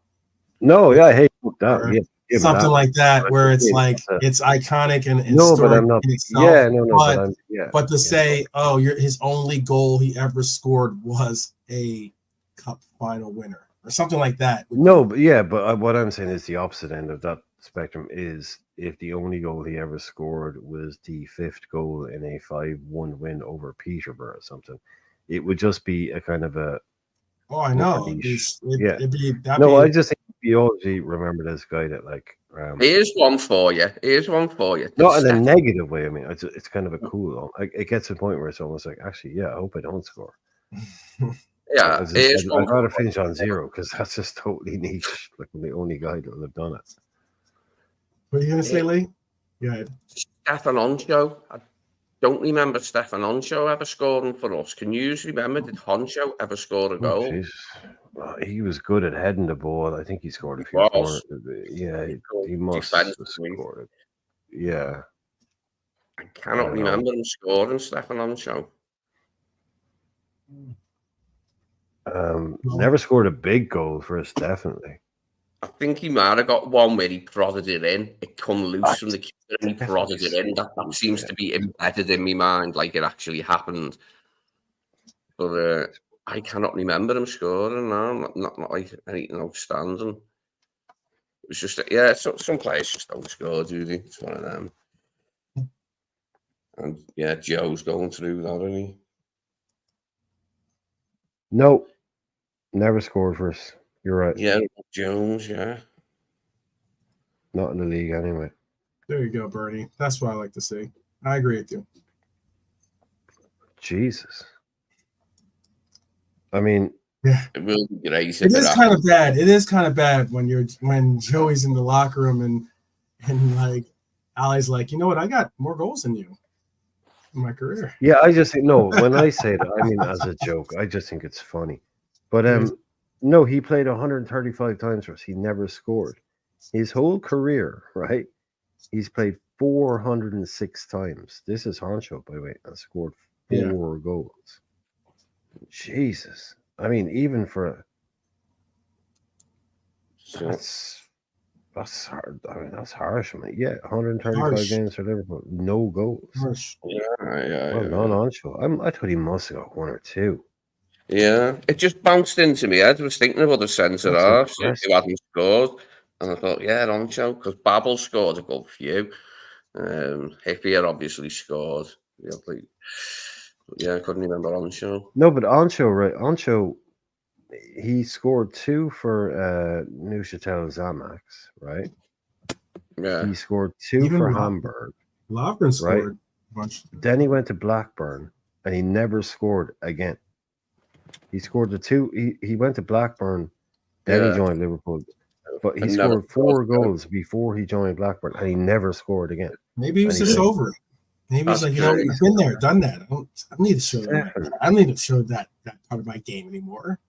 Considering the size of him, Really impressive. considering the size of him, yeah, you'd think he would have scored from a corner, wouldn't you? You'd think Stefan One goes Onshaw in off your arse would or off your knee or something. He's the original Joey Gomez. This guy. Fair play, man. Fair That's play. amazing. Fair play. was a good partnership. On Oh, show. Hansha Hippo. Great partnership. Yeah, Brilliant. and having Babel at right back when Babel was able to play right back in that team, we were like so solid then. Carragher left back, Didier Man, Gerrard, Murphy, McAllister. It was just a good time on it. Like we had a good because before that, like we had some terrible back lines in the years leading up to Houllier taking the reins. When we finally got Hippier and Honcho on the go together, it was just brilliant. Absolutely brilliant. Let's end it here. I'm going to allow for you guys to say your final thoughts, and we will be on our way, people. The double H. Yeah. Lee, do you have any final thoughts to share with the people before we allow for them to enjoy their Saturday? Yes, positive thoughts. I'm thinking positive thoughts. Everybody think positive thoughts all night long in bed when you're asleep. Have positivity in your mind about the result tomorrow, and it might just happen. That's right. Positive thoughts, much like Bernie's niece with the 5-0 shout. I like it. I like it a lot. By the way, I'm hoping that your niece is correct in that prediction. We're getting a lot of flack for that, by the way. Pops up in your dream. Do you ever have that where football pops up in your dream? Weirdly, or it's always a strange one if it does. It's rare though. It's rare with me, but it does happen. Sorry about Manifest the win. It means that you're just manifesting the win. No, I never actually have a dream about football. I don't think in my life. That's a good question. No, we're getting a lot of flack for that. Football isn't a dream; it's a reality. We're being overconfident. 4-0, more about playing it. All over more about playing it than watching it. You know, like yourself, dreaming about yourself playing it. Not like dreaming that you're playing like in a big stadium, just like when you were a kid or some shit like that comes into your dreams sometimes. Yeah, no, I've never had a dream. So there's some memorable moments I've had in my football past of playing, and there's some times that it's the thing that just sticks together in your dreams. 1 minute you be dreaming about football, and then the next minute it just turns to something really weird. Like I don't know, you go or something. Before we get X-rated here, something weird or something wild. Then Kim Basinger walks in. Yeah, exactly. He turns on his shower. Next thing you know, can't walk back from. Let me let the Irishman say his final thoughts before we let Nolante do his best here. Oh, we're doing the bye-bye thing. Okay. Yeah, enjoy the game tomorrow. Make sure you come in for the roll call around 3:30. You know us. We're not always bang on the money, but an hour before the game we'll be starting. So as usual, thanks for being here tonight, and see you again tomorrow. Well put. And Alante, do you have anything that you want to allow for the people to mull over? Right. That time again, ladies and gentlemen, end of another show. God bless you all in the chat. Marianne, Edward, Norm, Helia, too many of you to mention. Once again, from the host of the most, 12th man, the flying man, catch you if you can in Arizona where the heat is dry and the sun is out 24/7. Big up to Lee, the Scouser, the informed man, the info, the legend, the man, the myth, Lee, who will give us all the information inside of Anfield, close to the city. Come on. We've got the flying man, Irishman, Brian, always got views all ready to go to war for club and country. So, blessings that. So, that note, ladies and gentlemen, we'll be building up. 1 day to go. And we've seen it on the chats. We've seen it from the panels. Go check out Bajan Reds TV. You saw Lee the trolling man Guna on there, as Brian would attest, as we were both in that chat. Trolling again and excuses for Arsenal. But there's two Reds that we playing tomorrow. Right. There'll only be one top red. I think we know how it is. And on that note, I'll end it, ladies and gentlemen. As I say in the famous words, be safe. Take care of each other. Arrivederci, bon voyage, sayonara. We'll roll call tomorrow, and let's get this W on the board. We move. Please. Good night, Please. everyone. Good night. Good night. Good night. With that said, perfectly, wish you all well. And as always, up the Reds, people. Up the Reds. That's what it's all about. Tomorrow, roll call. Definitely be there for it. We were looking forward to seeing you. I'll be probably wiping some of the sleep out of my eyes, but I will be there too. And it's a big game. So we'll see you tomorrow. Guys, take care. And again, up the Reds, people. Up the Reds.